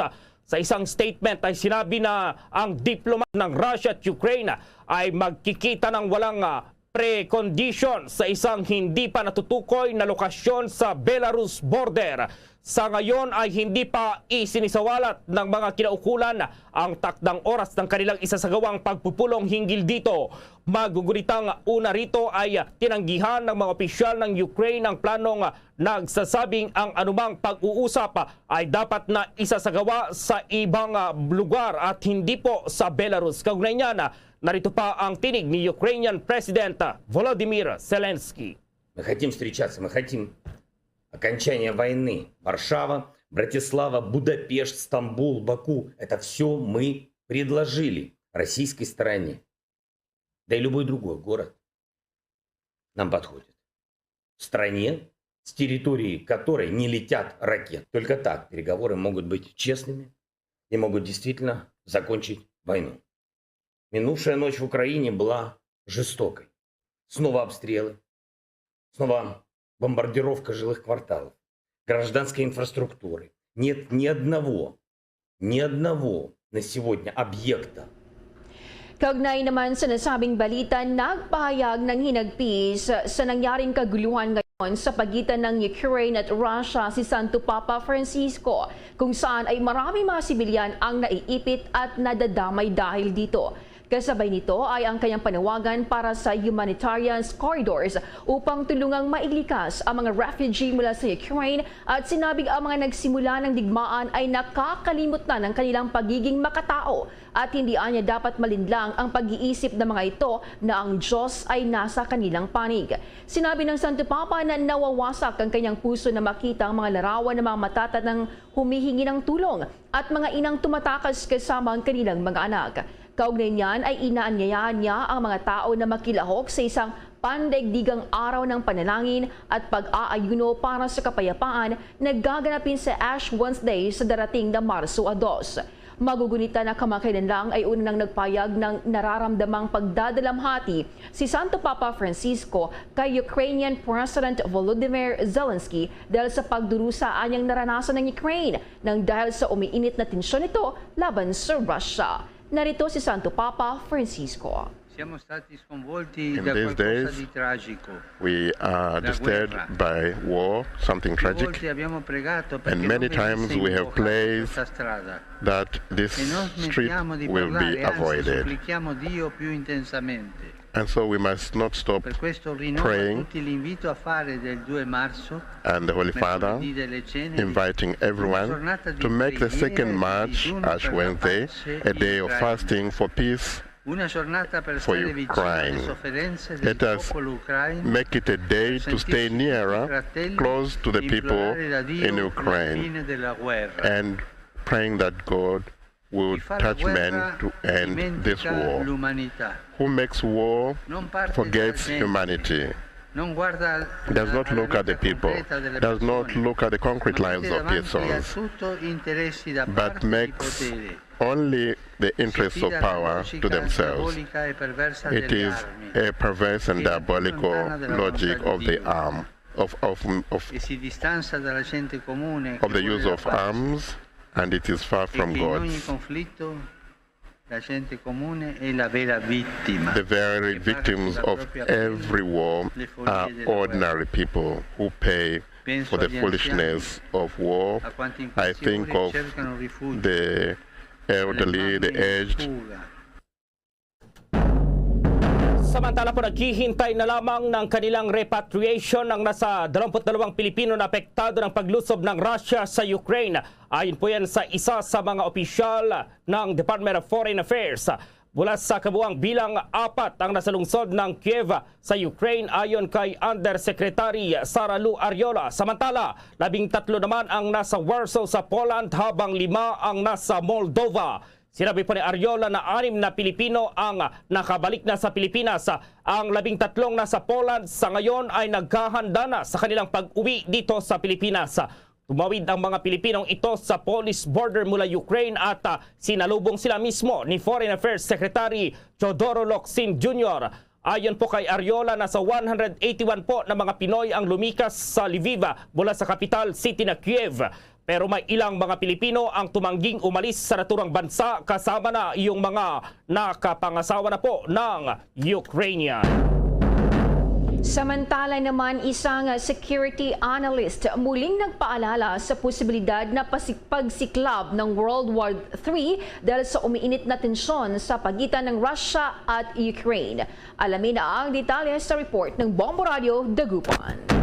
Umano ang posibilidad na sumiklab ang ikatlong pandaigdigang digmaan sa oras na tuluyang magsagawa ng direktang hakbang ang NATO para tulungan ang bansang Ukraine sa patuloy na pagsakop ng Russia. Ayon kay Lucio Blanco Pitlo III, isang Foreign Affairs and Security Analyst, na kung magpapadala ng mga sundalo ang NATO ay tiyak na mas lalawak pa ang kaguluhan. Sa ngayon, aniya ay tumutulong ang NATO sa Ukraine sa pamagitan ng pagpapadala ng mga armas para madepensahan ang kanilang bansa. Aniya, isa ring factor umano sa malaking digmaan ay kung papalawakin pa ni Russian President Vladimir Putin ang kaniyang pag-atake sa mga karatig na bansa ng Ukraine. Dagdag nito na nararapat lamang ang pagpapataw ng sanksyon sa naging hakbang ng Russia upang hindi ito maging inspirasyon sa iba't ibang bansang may sigalot sa karatig lugar. Sa ngayon ay hindi umano nababahala si Putin sa mga ipinapataw na parusa laban sa kanya at hindi na bago ito, kung saan ay napatawan na rin ito ng sanksyon dahil pa rin sa pagkubkob sa Ukraine. Itong sanctions, may limitadong effect siya sa Russia. Kasi sa tingin ko, ang calculus ng Russia, yung objectives niya, yung goals na sinet niya dito sa paglunsad ng military operations sa Ukraine, far outweighs yung sanctions o yung costs na kumbaga ay mapapataw sa kanya. So Russia is sending a message na it's showing determination, willingness to bear the costs of the sanctions because it feels na its objectives are far larger and more important to its security. Sa oras umano na magkaroon ng usapan sa pagitan ng Russia at NATO maging ang Russia at Ukraine, tiyak na magkakaroon ng diplomasya at maiiwasan ang malawakang gera. Mula rito sa Bombo Radio Dagupan para sa Bombo Network News, Bombo Marvin Maham nag-ulat para sa Pambansang Radyo ng Pilipinas at consistent number 1 sa buong lalawigan ng Pangasinan, Basta Radyo. Bombo! Okay pa rin sa tensyon sa naturang bansa, ipinag-utos na ni Russian President Vladimir Putin na ilagay sa high alert ang deterrence forces ng Russia na kinabibilangan ng mga nuclear arms. Sa kanilang isinagawang pagpupulong ay inatasan ni Putin sina Defense Minister Sergei Shoigu at Chief General Staff of the Russian Armed Forces Valery Gerasimov na ilagay sa combat alert ang Russian Army Deterrence Force. Ito anyay dahil na rin sa mga agresibong komento ng mga top officials ng leading NATO countries laban pa rin sa Russia. Ayon pa sa Russian President, unlawful o labag sa batas ang mga parusang ipinataw ng Western nations sa Russia. Samantala, sa isang pahayag ay sinabi naman ni Russian Ministry of Defense na ang strategic forces ay idinisenyo upang hadlangan ang pagsalakay laban sa Russia at ng kaalyado nito, gayon din upang talunin ang agresor, kabilang na ang isang digmaan sa pagitan ng mga nuclear weapons. Kinundina naman ng Amerika at NATO ang kautusan ni Russian President Vladimir Putin na ilagay sa high alert ang nuclear forces ng Russia. Dahil dito ay kinukonsidera ngayon ng White House na dagdagan pa ng mga bagong sanksyon ang energy sector ng Russia. Sinabi ni U.S. Ambassador to the United Nations, Linda Thomas-Greenfield, na hindi katanggap-tanggap ang naging aksyon ni Putin at magdulot lamang ito ng problema. Sa kabilang banda naman ay tinatanggap niya ng Amerika ang isasagawang peace talks ng Russia at Ukraine sa Belarus border. Ngunit ayon pa sa Ambassador, ito ay hindi pa tsak kung nagiging totoo ang Russia sa mga ipinapakita nito. Samantala, sinabi naman ni U.S. Secretary of State Antony Blinken na umabot na sa $54 million sa new humanitarian aid para sa Ukrainians ang napektuhan ng naturang pananalakay. Nakaragdagan naman sa naunang $350 million na ipinadala ng Amerika noong nakaraang linggo. Sa kaugnay na balita pa rin sa mga sandaling ito, makakapanayam na po natin ang isang Pinay na nasa Poland sa ngayon po yan para alamin ang sitwasyon ng mga Pinoy doon. Ang Poland po ay kadikit malapit lamang po yan sa Ukraine. Ang ating makakapanayam po ay tumangging ibigay yung kanyang buong pangalan dahil sa issue raw sa kanyang seguridad. Pero siya ay taga Davao po dito sa Pilipinas. Magandang umaga po ma'am. Kumusta po ang mga OFWs ngayon dyan sa Poland knowing na malapit lamang po itong Poland dyan po sa Ukraine? Magandang umaga, Sir Gerald and Ma'am Jane. Andito kami ngayon sa Poland. Malayo-layo naman sa gera yung sitwasyon namin dito. At saka safe pa naman yung Poland. We have already 100,000 Ukraine people are already cross to the border sa Poland. Kinukuha na ng mga taga-Poland yung mga taga-Ukraine. Tapos araw-araw na silang andun sa Warsaw talaga. Araw-araw na silang nasa sa field para nagrarally kasi sila para ma-stop na rin yung war. Tapos hindi pa namin alam kung ano yung nasa isip ni ng pinakamalaking tao doon sa Russia, kung anong plano niya. Pero yung start ng gera is laging sa gabi. So, yung mga tao doon, wala na makain, wala na rin silang damit. So, yung mga German at saka Poland is willing to help naman sa mga taga-Ukraine. May tulong na rin si Pangulong Duterte rin sa mga Pilipinong malapit lang sa Ukraine. Kinuha na nila kahapon yung mga 13 Pilipina na malapit sa Ukraine. So, walang masyadong problema. Kasi sa ngayon, hinihintay pa namin kung anong sitwasyon. Kagabi, at 6 in the evening, supposed to be na may bomba daw. Kaso lang, wala namang nababalitaan dito ngayon. So, hindi pa namin alam. Pero same situation pa rin naman daw. Opo, ilang Pinoy pala yung nagtatrabaho po dyan sa Poland at ano yung kadalasang trabaho ng mga Pinoy po dyan? San kasi yung mga trabaho na OFW dito is factory worker at saka mga masahista. So, ngayon, okay naman talaga ngayon. Hindi na masyadong tulad yesterday na parang critical talaga kahapon. Kasi nag-e-expect kami na mag-e-explode na naman ng bomba. Pero isang bomba lang yung na-explode. Pero as in, wala na masyadong, di na talaga, nung nakaraang 3 days ago, oo, sobrang ang daming patay. Tapos, yung mga tao nagsisiksikan na sa border sa Poland. Pero ngayon, okay na po talaga. So, wala na pong pag-aalala. So, good morning sa mga taga-Pilipinas dyan. We are safe. Huwag kayong mag-alala. Yung mga government sa Philippines naman are laging andyan para sa mga Pilipino na OFW. Apo, itong paghahanda, kung meron man, ano yung paghahanda ngayon na ginagawa ng Poland sakaling lumala itong digmaan or yung tensyon na dyan po sa naturang bansa, kung nasaan po kayo ngayon? Bahin po sa Russia at saka Ukraine war. Ang dami na pong nadadamay. At saka may nakukuha na po yung Russia na mga land galing sa Ukraine. Tapos yung Ukraine people is coming to the Poland, almost 200k people already na yung galing sa Ukraine pumunta dito. Pero nag-expect yung government namin na almost 4 million Ukraine people coming to the Poland already.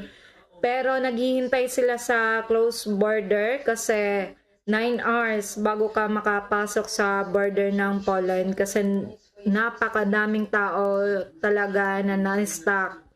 Tapos ngayon, ang pinaghahandaan ng US at saka Europe country, if it is may matouch na iba pang country, di ba, Ukraine. Tapos ang gusto ng Russia is sakupin yung Ukraine. If madamay yung Poland or any of countries sa Europe, posibilidad po na magiging World War III na din po. Kasi pinaghahandaan na ng lahat-lahat yan dito. Tapos ngayon, ang ginagawa po naming tulong is nagbigay ng pagkain, damit.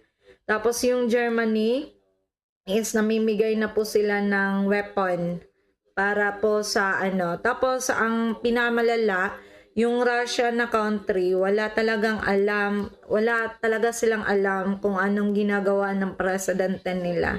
So ngayon, may Russian na mga soldier ang nakuha na ng Ukraine. Tapos sinasabihan ng mga Ukraine na militar ano yung plano next nila. Tapos, ang sabi ng Russian na soldier, wala silang kaalam-alam na magwo-world war na pala or magagawa sila ng war. Kasi ang commander daw ng military ng Russia ay ang sabi lang sa nila is mag-exercise. Mag-exercise lang sila pero wala silang kaalam-alam na ganyan pala yung plano ng And the commander or captain of them is then they will be like betray of the country and they are going to kill them. So they're going to kill them even that if they will refuse to go. So si aking partner po ma'am, si Bombo Jane, may katanungan din. Bombo Jane, go ahead.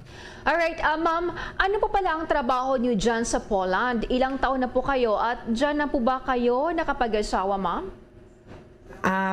Trabaho ko po dito is wala. Kasi hindi pa po ako pinapatrabaho. Tapos 6 years na ako dito na nakatira. And then, ang asawa ko ay taga Poland po. Okay. So, ilang kilometro po palang layo mula dyan sa inyo, sa kayong lugar ng digmaan sa Ukraine, ma'am?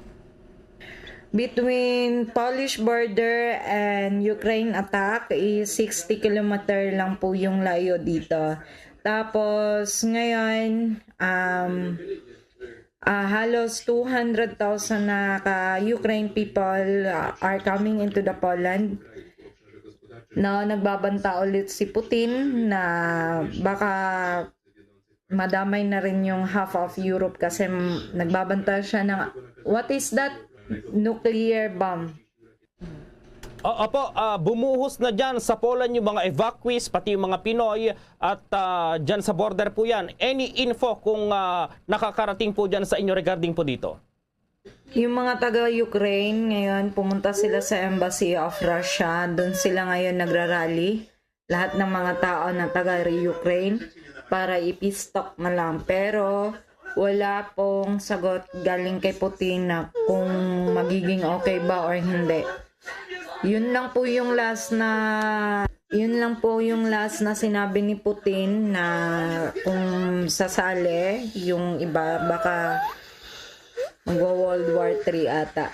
Pero I hope na hindi talaga matuloy kasi kawawa naman talaga yung mga inosenteng tao na walang kalaban-laban sa nangyayaring kaguluhan ngayon. So hanggang dito na lang po. Salamat po sa lahat. Sa iba pang mga balita, pagpapabuti sa buhay ng mga Pilipino ang prioridad ni Vice President Leni Robredo kapag nanalong presidente sa darating na eleksyon sa buwan ng Mayo. Sa naunang 100 araw ni Robredo bilang Pangulo o pangalawang Pangulo, angat agad ang target gawin ng kanyang administrasyon sa buong bansa, iangat ang pamumuhay, iangat ang kalusugan at iangat ang kalidad ng edukasyon. Sa pag-angat ng kabuhayan ng mga Pilipino, sisiguraduhin ni Robredo na may disente at marangal na trabaho ang kahit isa sa kada pamilya na kayang sumusuporta sa disenteng pamumuhay ng kanyang pamilya.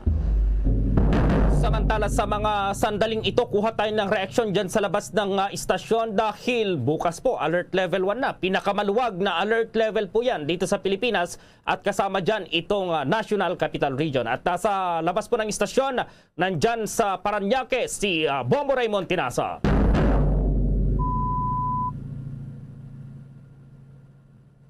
Narito tayo ngayon sa mismong harapan ng simbahan sa Baclaran. At dito nga ay napapansin natin na ilan na yung ating mga kababayan ay dumadaan para magdasal dito sa simbahan sa may Baclaran. Ngayon ang umiiral pa ay alert level 2. Kaya limitado pa lamang yung mga pupasok sa loob ng simbahan. At pero bukas ay ilalagay na nga ang Metro Manila at ilang pang bahagi ng bansa sa alert level 1. Kaya inaasahan natin na mayroon ng mas marami dahil papayagan na ang kumbaga 100% na capacity sa mga tinatawag na indoor activities, gaya na lamang sa mga misa at ilan pa ng mga gatherings. So kanina ay naglibot-libot tayo dito sa paligid ng Baclaran at napansin natin na yung ating mga kabayan ay excited na sa pagluluwag pa ng mga restrictions. Eto, ano nga ba, Bombo Gerald, yung mga aasahan natin bukas sa pagpapatupad na ng alert level 1, particular dito sa Metro Manila? Kabilang dito ang inaprubahan na kasi ng Interagency Task Force ang amendments sa guidelines on the nationwide implementation ng alert level system for COVID-19 response. At kabilang sa mga asahan natin na mga protocols ay yung siyempre patuloy pa rin na pagsuot ng face mask sa lahat ng pagkakataon, outdoors man or indoor, private or public establishment, kabilang na ang public transportation by land, air or sea. So dapat naka-face mask pa rin, walang tanggalan pa rin ng face mask. At lahat ng private offices and workplaces, ang kabilang na ang public and private construction sites ay maaari na makapag-operate ng full 100% capacity. At yung mga agencies at iba pang mga instrumentalities ng gobyerno ay magkaroon na rin ng 100% on-site workforce. At yan yung mga bago. At kabilang naman, sa asahan din natin yung public transportation areas sa mga lugar na nasa alert level 1 ay magkakaroon na ng full seating capacity. So talagang asahan natin yung ating mga sakyan ay mapupuno na naman dahil nga papayagan na yung 100% capacity. Ito pa, yung lahat ng mga individual na edad 18 pataas ay papayagan na makapasok sa mga mass gatherings o kaya mga indoor establishments provided na sila ay fully vaccinated. Kabilang dito yung in-person religious gatherings, gatherings for necrological services, yung mga burol, interment at ilan pa na kumbaga pagtitipon-tipon ng mga magkakamag-anak. At ganoon din yung mga lahat ng mga aktibidad gaya ng personal or indoor personal care establishments, gaya ng barbershop, hair spa, hair salon, nail spa, at yung iba pang nagbibigay ng aesthetic, cosmetic services or procedures, make-up services, salon, spa, reflexology at kahalintulad ng mga procedure at kabilang na dyan yung home service. Ganon din yung mga fitness studios, gym at mga indoor cinema. Ganon din yung mga iba pang mga venue para sa exercises at mga sports.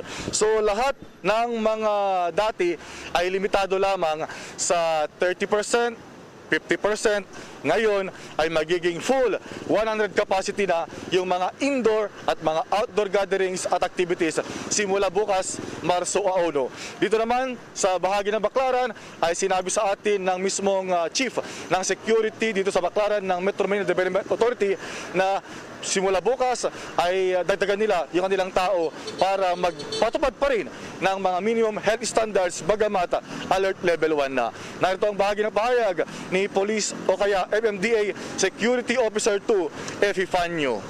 Alert level 1 na. Lalo yung mga tao, parang excited na lumabas at pumunta dito sa Baclaran Church. So, talagang mas medyo busy kayo. Dahil bukas. Hindi mo na bukas. Lalo ka bukas. Lalo kaaraw ng iba. As Wednesday, sa Miyerkules. Ang daming tao yan. Yes, Bombo Raymond. Yan. So, mas lalo pa raw na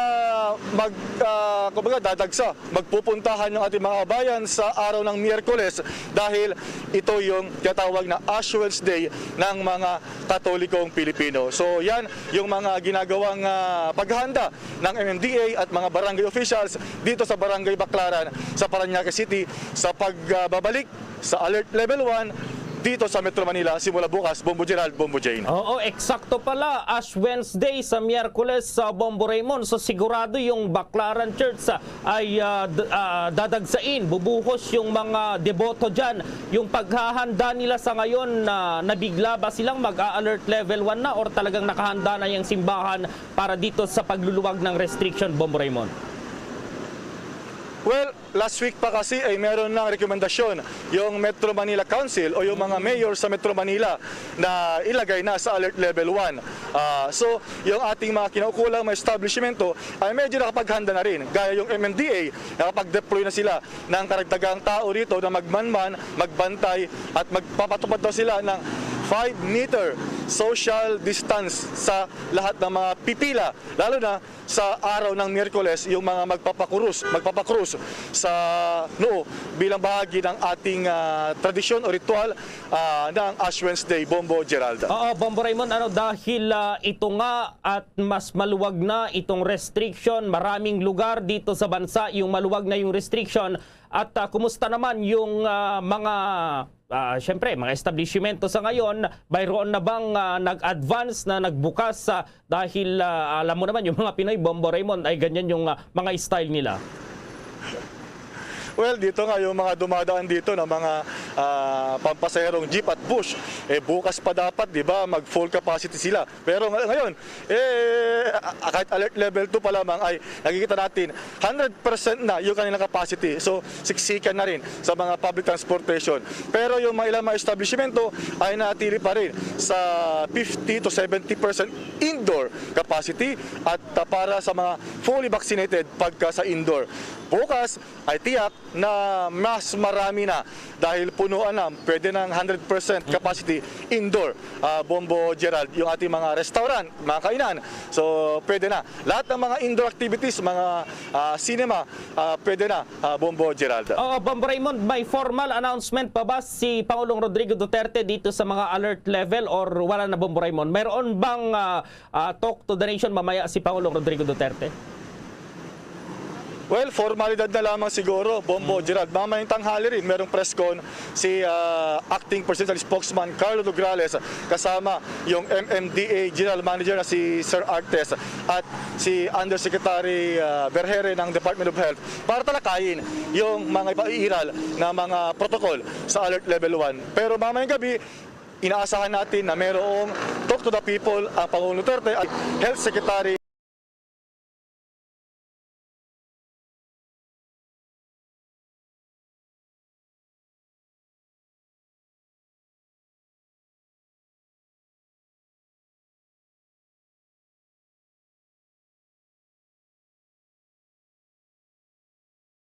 maagahan natin, mga alas 4, alas 5 para matutukan natin yung pagpunta ng ating mga kabayan dito para maipakita natin, maipahayag yung magiging sitwasyon lalo sa araw ng Miyerkules, Ash Wednesday. So live and direct mula sa Baclaran, Bombo Raymond Tinaza nagulat para sa pambansang radyo ng Pilipinas, Basta Radyo, Bombo! Samantala, nakilala na po ng Philippine National Police sa Anti-Cybercrime Group or PNP-ACG itong pagkakakilanlan ng 5 Facebook accounts na nag-post ng misleading po ng mga larawan kaugnay ng investigasyon sa nawawalang mga sabungero. Base sa report na isinumite ni Colonel Froiland Lopez, Chief ng Cyber Patrollers and Investigation Unit, ang mga post daw na ginawa ni na Shirna Rose Amparado, itong si Candice de la Torre, Anthony de la Peña, si Vince Lu Mendigo Olud Nakatab, binaliktad po yung pangalan, at Grace Cookman Panes. Sinabi ng mga itong ang mga kawatan o katawan ng 31 nawawala ay natagpuan doon sa Tanay sa Rizal. Sa isang statement, sinabi po ni PNP ACG Chief Brigadier General Robert Rodriguez na ang mga larawan na kumakalat ngayon sa social media ay kuha po yan sa isang ambush incident sa barangay Kalumanis sa Dulungan, Maguindanao. At yan po ay ikinamatay ng 12 katao noong Pebrero 12. Nangako naman si Rodriguez na patuloy nilang paiigtingin ang kampanya laban sa cyber criminals dahil sa naturang insidente. Naniniwala naman ang PNP na inilabas sa mga larawan para lituhin daw itong investigasyon ng PNP sa pagkawala ng mga sabungero. Kasunod dito, nanawagan si Rodriguez sa publiko na maging responsable sa paggamit ng social media para maiwasan ang pagkalat ng fake news o itong mga disinformation na nakakadagdag lamang sa emotional struggle at paghihirap ng pamilya ng mga nawawalang sabungero. Tuloy-tuloy daw ang monitoring ng kanilang cyber patrollers sa mga kumakalat na pekeng impormasyon. Una nang hiniling ni Interior Secretary Eduardo Año sa mga individual na maimpormasyon sa 31 nawawalang sabungero na makipag-ugnayan sa mga otoridad. Sa tingin daw ni Año ay mareresolba na itong naturang issue sa madaling panahon at hihintayin na lamang nilang lumabas ang mga testigo. Kung maalala, sinimulan na rin ng Senado ang investigasyon sa mga nawawalang sabungero at nananawagan ito sa Philippine Amusement and Gaming Corporation na suspindihin itong lisensya at itong electronic sabong operators habang hindi pa natatapos ang resulta ng investigasyon sa mga nawawalang sabungero. Samantala, umaapila si Interior Secretary Eduardo Año sa mga witness na napaulat na pagdukot at pagkawala ng 31 sabungero na makipagtulungan sa mga otoridad. Kasabay nito ay nagbabalang kalihim sa mga witness na kung hindi makipagtulungan sa mga kinaukulan ay posibleng maharap ang mga ito sa karampatang kaso. Naniniwala si Año na kaagad na marisolba ang kasong ito sa oras na makipag-collaborate ang mga witnesses sa Philippine National Police at National Bureau of Investigation. Nauna nang sinabi ni Senator Ronald Bato de la Rosa na naghain na ng mga reklamong obstruction of justice ang PNP laban sa management personnel na masabungan kung saan huling nakita ang mga nawawalang sabungero. Samantala, sa pagdinig kamakailan ng Senate Committee on Public Order and Dangerous Drugs, humarap ang isa sa ama ng mga nawawalang sabungero kung saan sinabi niyang mismo ang mga security guards ng Manila Cockpit Arena ang siyang kumuha sa kanyang anak. Gayunman, nanawagan ng DILG sa publiko na kung mayroong impormasyon sa usapin na ito ay humarap at tumulong sa mga otoridad para marisolba ang kaso. Samantala, malaki raw na tulong ang fuel subsidy na ibibigay ng pamahalaan sa ating mga mangingisda, lalo na palapit na itong open season sa pangingisda. Good news po yan. Ayon kay retired Commodore Eduardo Gongona, itong director ng Bureau of Fisheries and Aquatic Resources or BFAR, kailangan na rin umano nilang lumabas para mangisda, lalo na sa mga high producing area para makuha itong volume na kailangan ng bansa. Sa ngayon, open season na rin sa Palawan area kung saan nakakakuha ang bansa ng 92% ng produksyon ng galunggong po yan. Open fishing season na rin sa Visayas. Malapit na rin umarong matapos ang off-fishing season dito sa Zamboanga, Basilan, Sulu at Tawi-Tawi. At sa katunayan, nagtapos na ito ngayong araw. Karamihan naman daw sa mga nakukuha dito ay mga isdang ginagawang sardinas. Dagdag nito, kapag tapos na itong off-fishing season, makikiusap daw sila sa mga mangingisda at mga fishing vessel na lumabas para magkaroon ng stable na supply ng isda na locally produced. Samantala, yung pagpasok ng tag-init maaring mapaaga raw at itong water supply sa mga dama nasa crucial status na. At nasa linya si Bombo Dennis Samito. Inaalerto na ngayon ng Philippine Atmospheric Geophysical and Astronomical Services Administration ang publiko dahil posibleng mapaaga kaysa sa inaasahan ang pagpasok ng panahon ng tag-init.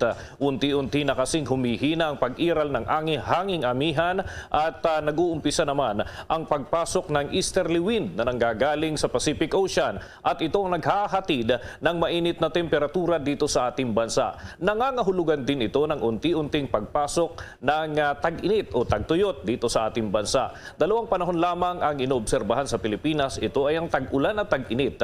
Pero ang pinaka-crucial sa panahong ito dahil nga mababa ang level ng tubig sa mga dam dito sa Luzon. Lalo na sa Angat Dam na pangunahing nagsusupply ng tubig sa malaking parte ng Metro Manila, lalo na sa southern portion na bago pa man ang pagpasok ng taong 2022, kinakapos na ng supply ng tubig at minsan ay may mga water interruption at kung may pagkakataon naman, malabo ang dumadaloy na tubig sa kanilang mga gripo, lalo na yung area ng Las Piñas, Muntinlupa at maging sa bahagi ng Parañaque.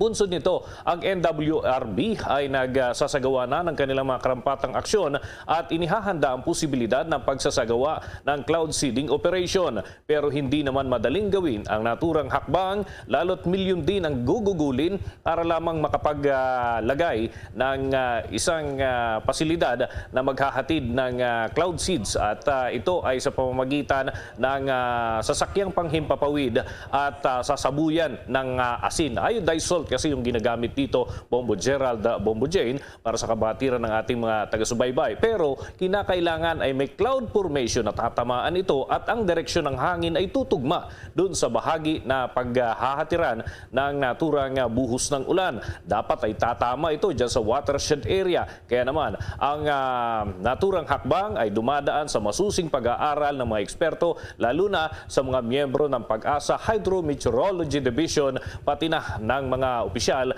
ng NWRB na nakatuon ang kanilang atensyon dito pa rin sa patuloy na pagsadsad ng tubig diyan sa Angat Dam. Nasa 196 ang level meters ang level ng tubig sa naturang dam sa nakalipas na magdamag.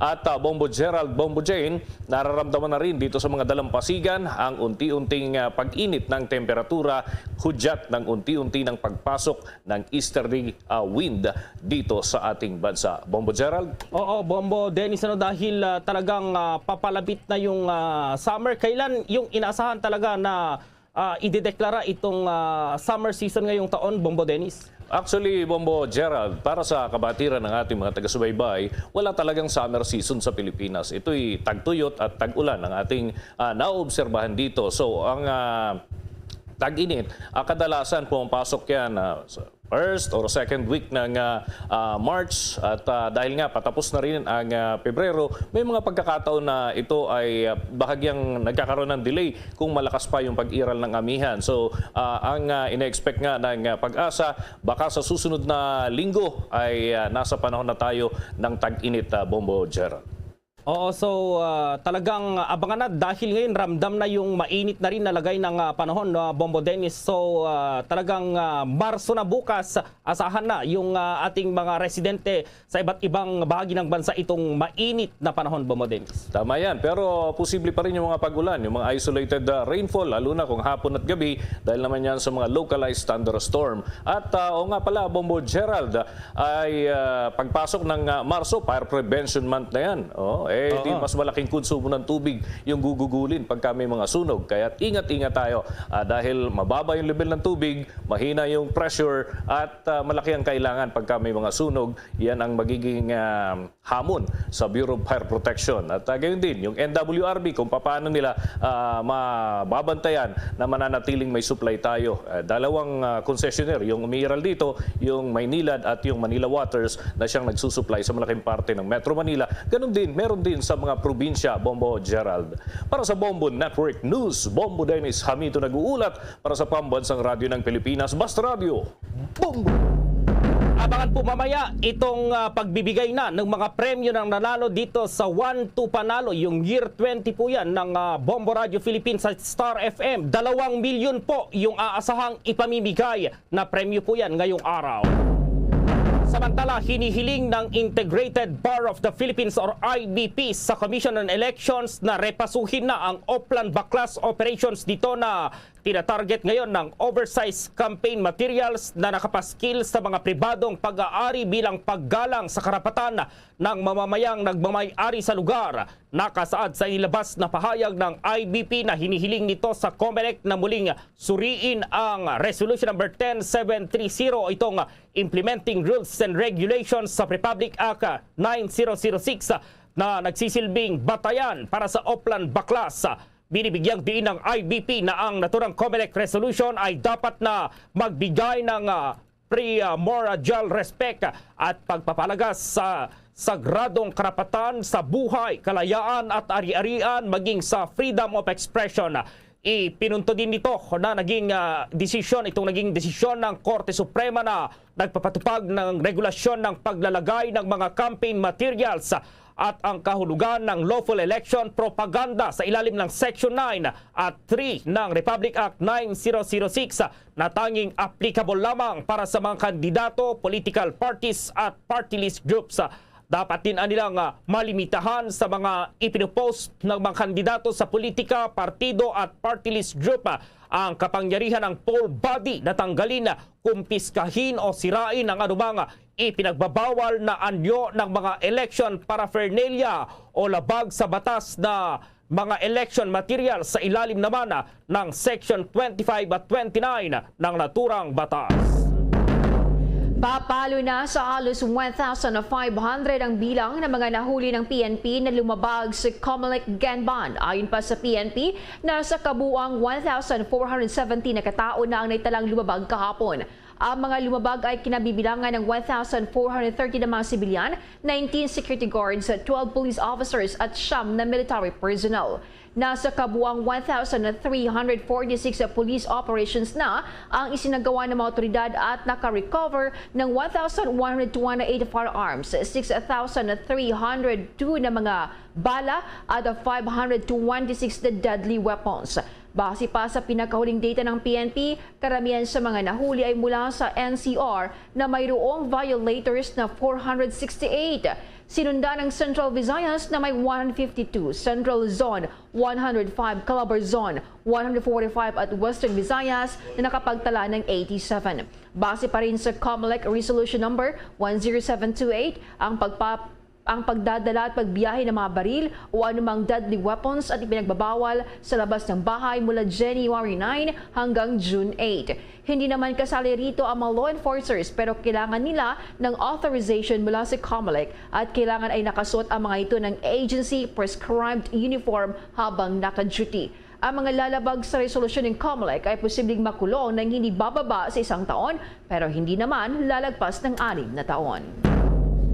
Sa mga sandaling ito, itong pinakamalaking barko daw ng Coast Guard na sa bansa na at gagamitin sa operasyon ng Philippine Coast Guard Task Force Pagsasanay. Nasa linya si Bombo Annalise Soberano. Nasa bansa na ang pinakamalaking barko ng Philippine Coast Guard, ang MRRV 9701. Dumating ang nasabing barko noong Sabado, February 26. Mainit na sinalubong ng mga Coast Guard officers at personnel sa pangunguna ni PCG Officer in Charge, Coast Guard Vice Admiral Eduardo Fabricante, ang naturang barko sa Port Area, Manila. Ang MRRV 9701 ay naglayag mula Shimonoseki Shipyard sa Japan kung saan ito ginawa ng Mitsubishi Heavy Industries Limited mula pa noong December 2020. Ayon kay Vice Admiral Fabricante, lubos silang nagagalak dahil nandito na ang pinakamalaking barko ng Coast Guard. Nagpasalamat din ang Coast Guard kay Pangulong Rodrigo Duterte at kay DOTR Secretary Art Tugade sa kanilang patuloy na pag-agapay at pagsuporta sa modernisasyon ng Philippine Coast Guard. Ang MRRB 9701 gumagawa na isa sa dalawang 97-meter multi-role response vessels na layong palawigin ang modernisasyon ng Philippine Coast Guard.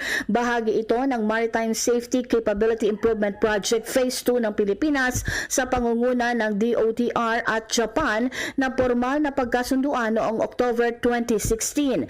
Sa oras na makomisyon bilang barko ng Republika ng Pilipinas, ang BRP Teresa Magbanwa, gagamitin ito para makatulong sa operasyon ng Philippine Coast Guard Task Force Pagsasanay. Ang PCG Task Force Pagsasanay ay nangunguna sa pagtataguyod ng maritime security, maritime safety, maritime law enforcement, maritime search and rescue at marine environmental protection sa malawak na katubigan ng Pilipinas. Bombo Anali, Montaño Soberano nag-uulat para sa Pambansang Radyo ng Pilipinas. Basta Radio, Bombo! Labis pong ikinitwa ng negosyanteng si Rose Nonolina ang pagpapatigil ng Pasay City Regional Trial Court sa pag-aresto sa kanya sa Senate Blue Ribbon Committee. May kaugnayan ito sa pagkakasight in contempt kay Ginang Lin dahil pa rin sa hindi ito nakadalo sa dalawang pagdinig sa Senado. Nasa 20 araw ang Temporary Restraining Order o TRO na binigay kay Lin ni Assisting Judge sa Elenita Dimagila ng Pasay City Regional Trial Court Branch 112. Inirekomenda naman ng Korte kay Lin ang paglagak ng 300,000 pesos na piyansa na patunayan din sa hukuman na 7 beses na dumalo sa pagdinig ng Committee si Lin, maliban na lamang noong December 21, 2022 at January 27 ngayong taon dahil sa balidong rason. Kabilang narito ang pagpositibo ni Lin sa COVID-19. Una nang pinatunayan ng kampo ni Lin na ang Pharmaly Biological Pharmaceutical Company ay hindi sister company ng Pharmaly Pharmaceutical Corporation na nadawit sa 8 billion pesos na kontrata sa pagbili ng COVID-19 equipments ng Budget Department. Samantala, ipinagmalaki ngayon ng Philippine Postal Corporation ang 10 Pinoy sa larangan ng palakasan, sining at agham sa pamamagitan ng kanilang bagong stamps. Tinawag ang mga bagong stamps na Living Legends Outstanding Filipino Series 1. Binigyang pugay dito ang mga Pinoy na nagpakita ng husay sa theater at the visual arts, science and technology at sports. Kabilang dito ang mga aktres na si Nora Honor, Gloria Romero, Rosa Rusal, Vilma Santos, scientist Dr. Ernesto Domingo at Dr. Baldomero Oliveira. Napasama naman sa larangan ng sports industry ang bowler na si Olivia Bongco at basketball player tinaguriang El Presidente Ramon Fernandez. Sa sining nag-iisa ang nakapasok dito na si Romulo Galicano na isang painter. Sinabi ni Postmaster General at CEO Norman Fulgencio, ngayon na raw ang tamang panahon para i-promote ang Filipino values gaya ng sipag, tiyaga, malasakit at magmamahal sa bayan. Pakinggan natin si Postmaster General at CEO Norman Fulgencio. As you may have already noticed, our postage stamp now carry a more artistic and modern design called pop art stamp. We upgraded the quality and caliber of our stamps, postcards, and other philatelic items to truly honor the amazing history. Samantala po, may update tayo dito pa rin sa May 9 elections po dahil siyam na presidential balls lamang itong nagtapatan sa isang debate po. May update si Bombo Marlene Padiernos. Tulad ng inaasahan, tanging isang kandidato lamang ang hindi sumipot sa 10 presidential balls sa ginanap na debate kagabi. Sinasabing nag-conflict daw sa schedule ang ibinigay na dahilan ni dating Senador Ferdinand Bongbong Marcos Jr. kung kaya't hindi ito nakadalo sa debate na ginanap sa University of Santo Tomas sa Maynila na pinangasiwaan naman ng CNN Philippines. Kaya naman nagpasaring ang siyam na presidential ball aspirants sa kahalagahan ng debate upang magsilbing gabay sa matalinong pagboto ng mga botante sa May 9 elections. Tulad na lamang ng sinabi ni Senator Manny Pacquiao na importante ang debate upang makita ang sensibilidad ng isang kandidato at hindi ito nagpapanggap lamang. Importante po ng ganitong debate. In fact, ako po ang nag-request ng face-to-face na ganito dahil para po makita natin yung sinseridad ng isang tumatakbo. Makita natin yung purity ng kanyang puso.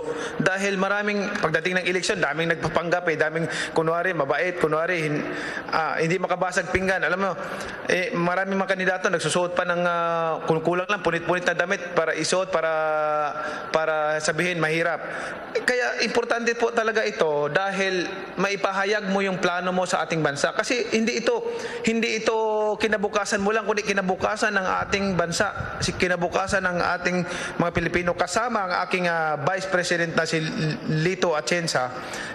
Marami po kaming plano para sa ating bansa at gusto naming ipahayag sa inyo na talagang kailangan solusyonan na sa panahon ngayon dahil grabe po talaga ang korupsyon dito sa bansa natin. Wala po tayong pag-unlad na inaasahan hanggat nandyan ang korupsyon. Yan po ang pinaka-cancer ng bansa natin na dapat nating putulin at ipakulong ang mga kawatan at nagsamantala dyan sa ating gobyerno. Kaya po, kailangan sumipot tayo sa mga ganitong imbitasyon para malaman ng taong bayan yung tunay nating hangarin at layunin na mapaunlad natin ang ating bansa. Kabilang pa sa mga personal na dumalo sa naturang debate ay sina dating Presidential Spokesman Ernesto Abella, dating Defense Secretary Norberto Gonzales, Labor Leader Leody de Guzman, Senator Ping Lacson, Faisal Mangundato, Dr. Jose Montemayor Jr., Manila Mayor Isko Moreno at Vice President Leni Robredo. Sa maraming issue na tinalakay ng mga kandidato kasama sa tinanong sa mga ito ay ang kanilang mga solusyon sa patuloy na pagtaas sa presyo ng langis, gayon din ang dapat gawin ng bansa sa epekto ng nagaganap na giyera sa pagitan ng bansang Russia at Ukraine. Nagpaalala si Senator Lacson na may probisyon sa General Appropriation Act na kung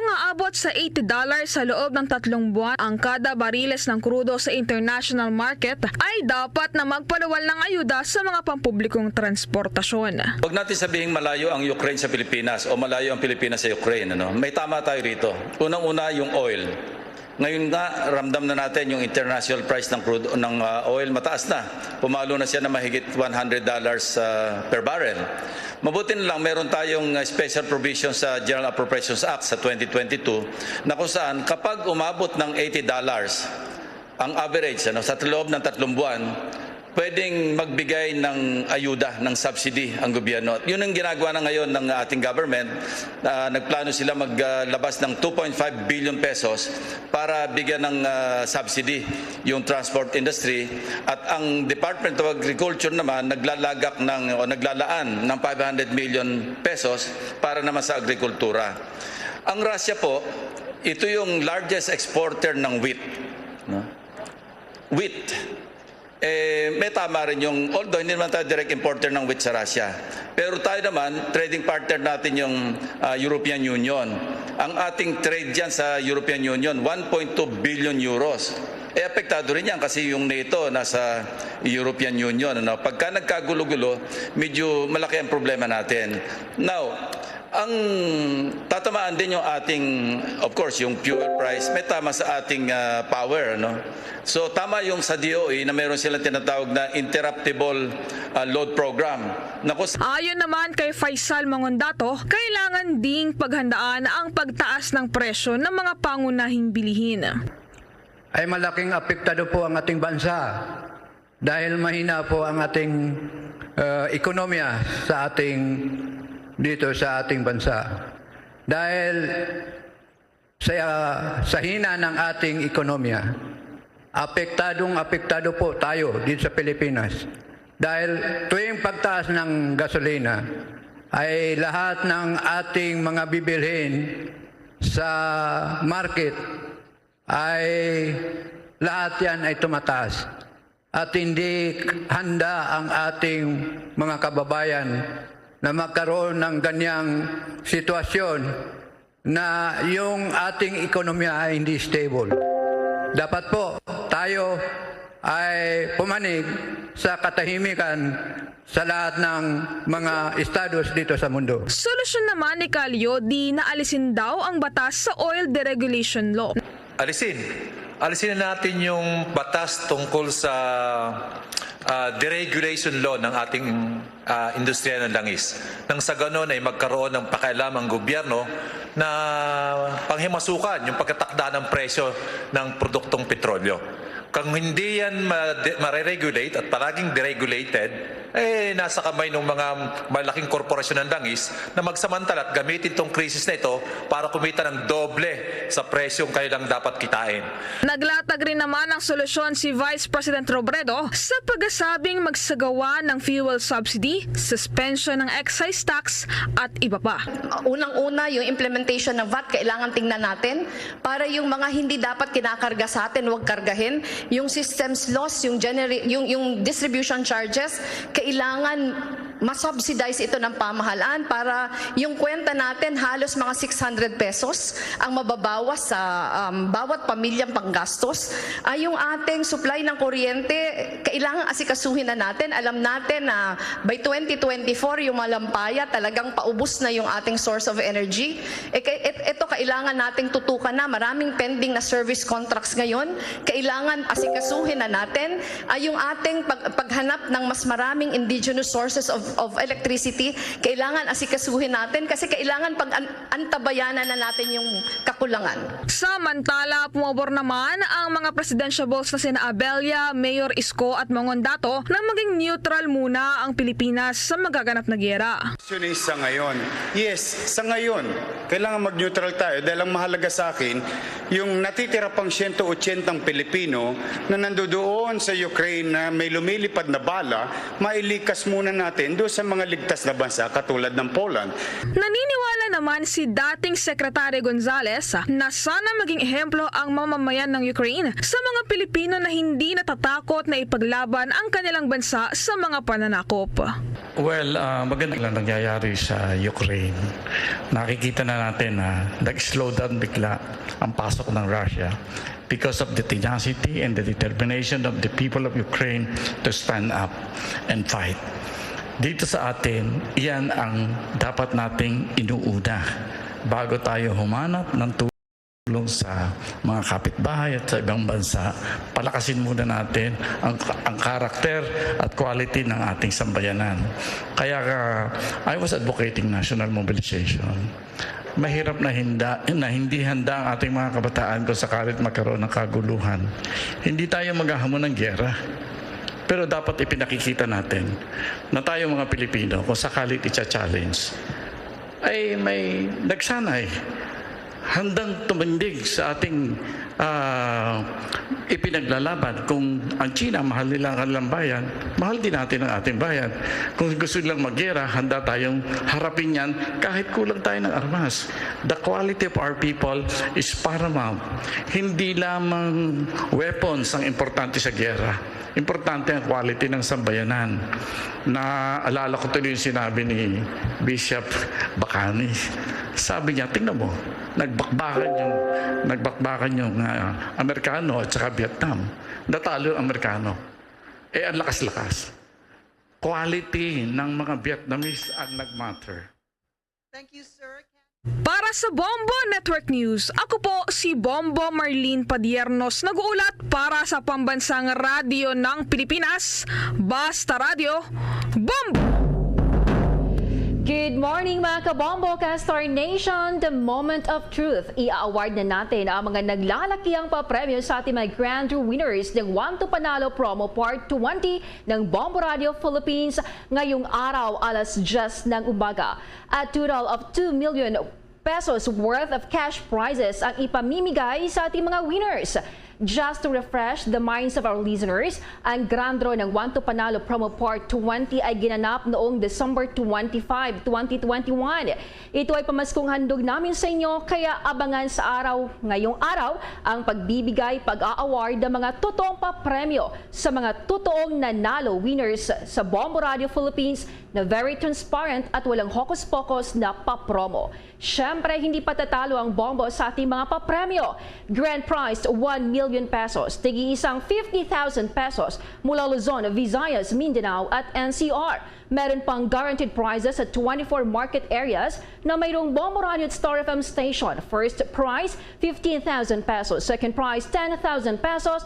Third prize, 5,000 pesos. Kaya tinatawagan natin ng pansin ang lahat ng mga winners na bumisita sa himpilan ng Bombo Radio alas 10 ng umaga dahil uulan ng mga naglalakiang cash prizes at para sasaya ang buong sambayanan. Basta Radio, Bombo, basta Star FM, it's all for you. Bombo Foreign Exchange Update.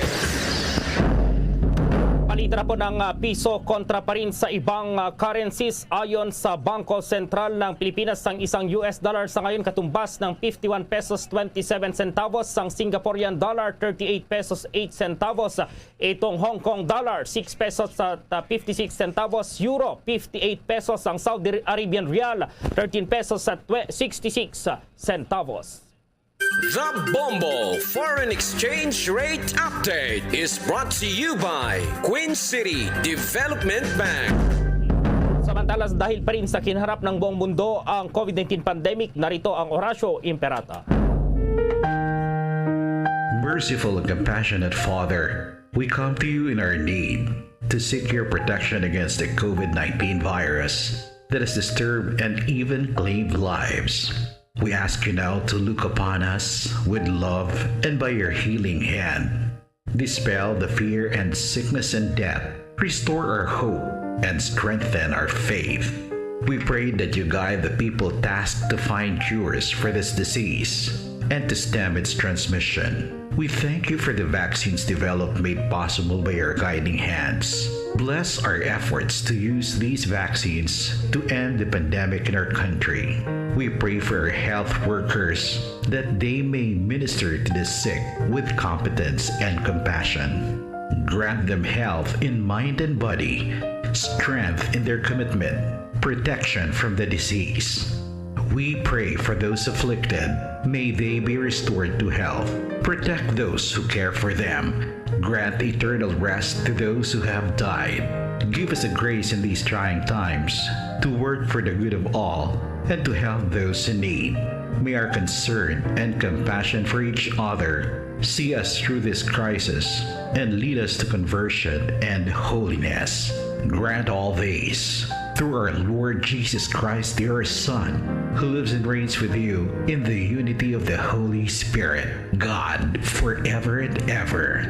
Amen. Amen. Luzon, Visayas at Mindanao maging sa buong mundo, yan ang kabuuan ng Bombo Network News Morning Edition. At live nationwide via satellite mula sa Bombo News Center Makati, kami ang inyong mga kasamang naghatid ng mga balita. Ako si Bombo Jane Buno. At ako naman si Bombo Gerald B. Ulep para sa Pambansang Radyo ng Pilipinas, Basta Radio Bombo! At sumainyo ang kalipunan ng maiinit at pangunahing mga balita sa Bombo Network News. Hatid sa inyo ng Pambansang Radyo ng Pilipinas, Bombo Radio Philippines. Pa Radio Bombo!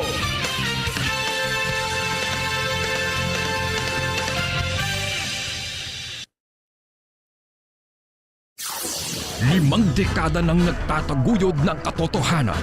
5 dekada nang nagtatanggol sa mga mamamayan. Patuloy na nagsasaliksik at mabilis maghatid ng mga balitang siksik at malaman. Patuloy na nangunguna sa mga issue, drama, promo at serbisyo publiko. Ito ang Bombo Radyo Bacolod, ang pambansang radyo ng Pilipinas. Pa Radio Bombo! Ato pa nga ang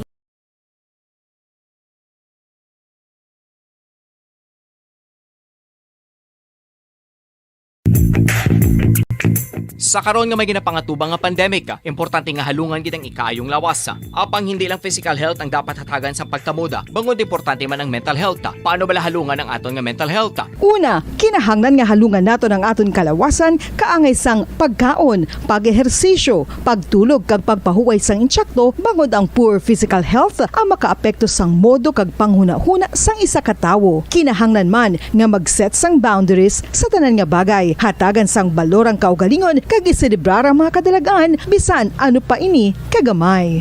Maayo man sa mental health ang pagpatawad sa isig kapareho. Bangod ginarelease ni ang kabugat sa Balatsyagon subong man ang pagkamapasalamaton. Suno sa research, dako man ang mabulig sa pagpangamuyo sa paglikaw sa stress. Tips agud malikawan ng insomnia. Ang pagtulog sang maayo ang makaapekto sa mental kag physical health sang isa ka tawo. Apang kung kaisa hindi maligar nga nagaka-eksperyensya sa ginatawag nga insomnia, gani ari ang matip sa good malikawan ini kag mas makatulog sang maayo mga kabombo. Kinahanglan nga pareho ang oras ang imo pagtulog kag pagbangon kada adlaw agud maset ang imo nga body clock. Kun adlaw, mas maayo nga buksan ang mga kortina agud makasulod ang kasanagon, paglakat-lakat kun aga kag pag-ehersisyo. Kun gabi, likawan ang mga masanag nga screen kaangay sa mga gadgets kag TV. Limitahan man ang pagkaon kag mga ilimnon nga may caffeine kag nicotine bagod makatuga ini sang problema sa pagtulog. Likawan man ang pagkaon sang madamo, pag-inom sa alcoholic drinks, pag-inom sang madamo nga tubig kag ang pag-overthink antes magtulog.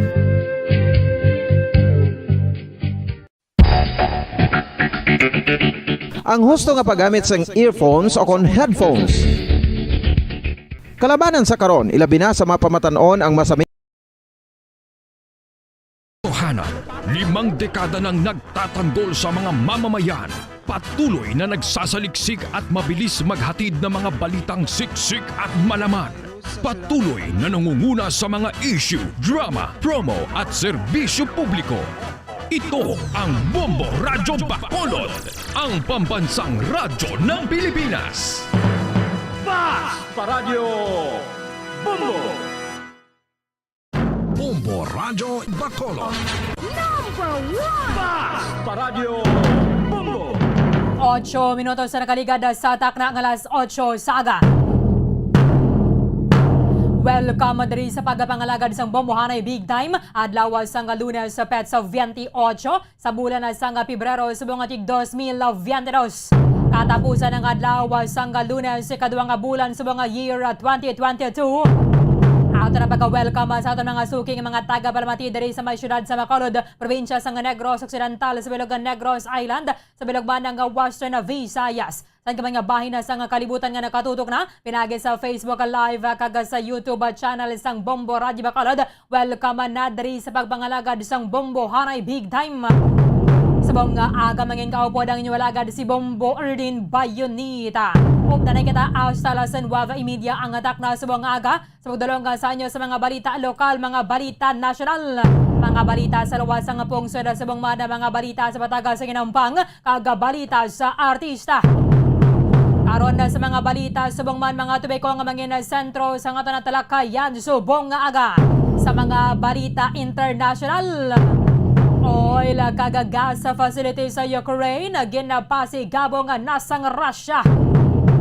Samtang ang Ukraine nagapasugotan na nga mag-istoryahan sila sa Russian officials pero nilang pagbati kayo na sa Maya Belarus.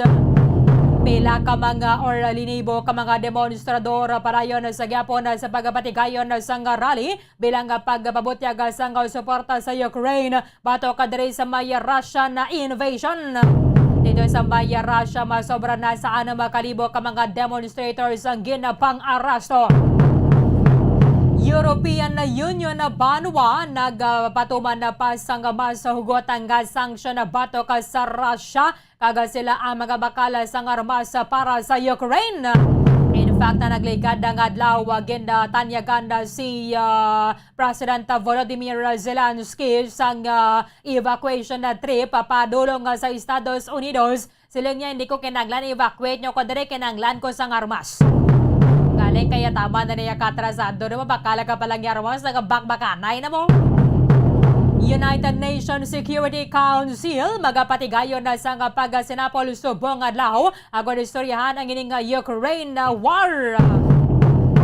Kaya kay nasang aga may rasang missile nagikan na sa Maya Belarus nga nagalupad padulong sa airport sa Maya Central Ukraine. Sa mga balita nasyonal, Atensyon sa mga motorista, magasaka na naman ang presyo sa krudo, gasolina buwas sa aga. Alina sa 90 sentimos sa tubdoba piso ang saka dari kada litro.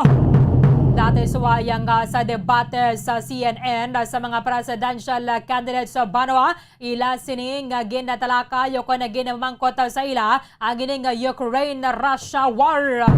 Dapat preparahan na gina sa pungsod na Pilipinas kaya subong nga nagasaka ang presyo sa produktong petrolyo. May pila ka mga kandidato nga nagaduso nga dapat automatic na ang suspension sa excise tax sa may produktong petrolyo.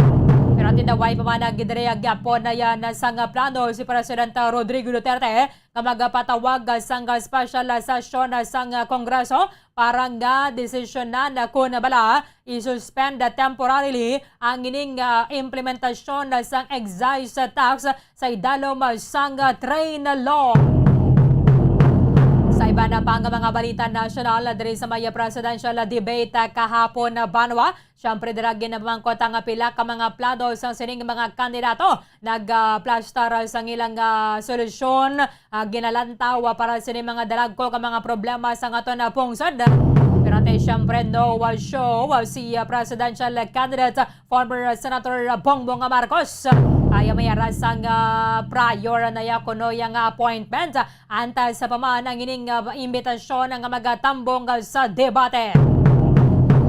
Sa iba na pang mga balita sa mga balita lokal, ang Parish Pastoral Council for Responsible Voting diri sa Negros Occidental ang nagalaom nga tagan man sang importansya sa mga kandidato ining presidential debate. Ilabi na para sa mga nagapadalagan sa mga presidente at siyempre vice presidential debate para sa mga kandidato sa second highest elective position. I-check at nakaroon na sa report with Bombo Franz Andrew Burgos. Natala na Banwa nga iga-release ang gobyerno ang ining fuel subsidy para sa mga mangunguma subong nga nagasaka ang presyo sa produktong petrolyo. Kaya po isa sa mga ginahingyo ko na tanis ang mga farmers groups kung na pwede, mas panasigo na pa sa gobyerno ang release sining ayuda. Nakaibalukit ang mayaran dari sang advisory na ang mga oil companies. Sa nambalo ko na kainang nga magasaka na naman ang presyo sa krudo kag gasolina subong nga semana. In connection na din mga ginakapo nato na karon na via Zoom ang spokesperson sa Bantaya Bigas sa Mama Cathy Estavillo. Sa iban pang mga balita lokal, pati mayo ganing nga balita so godabwa sira na kita sa idalom sang alert level 1 sa may syudad sang Bacolod. Ang Negros Occidental yara naman sa idalom sang alert level 2. Pero ang task force sa disiplina nagapanawagan sa mga Bacolod noon nga hindi lang gid mga kampante bisan na pa ngayon na kita sa idalom sang alert level 1. I-check at nakaroon na sa report with Bombo Gracelyn Lobaton.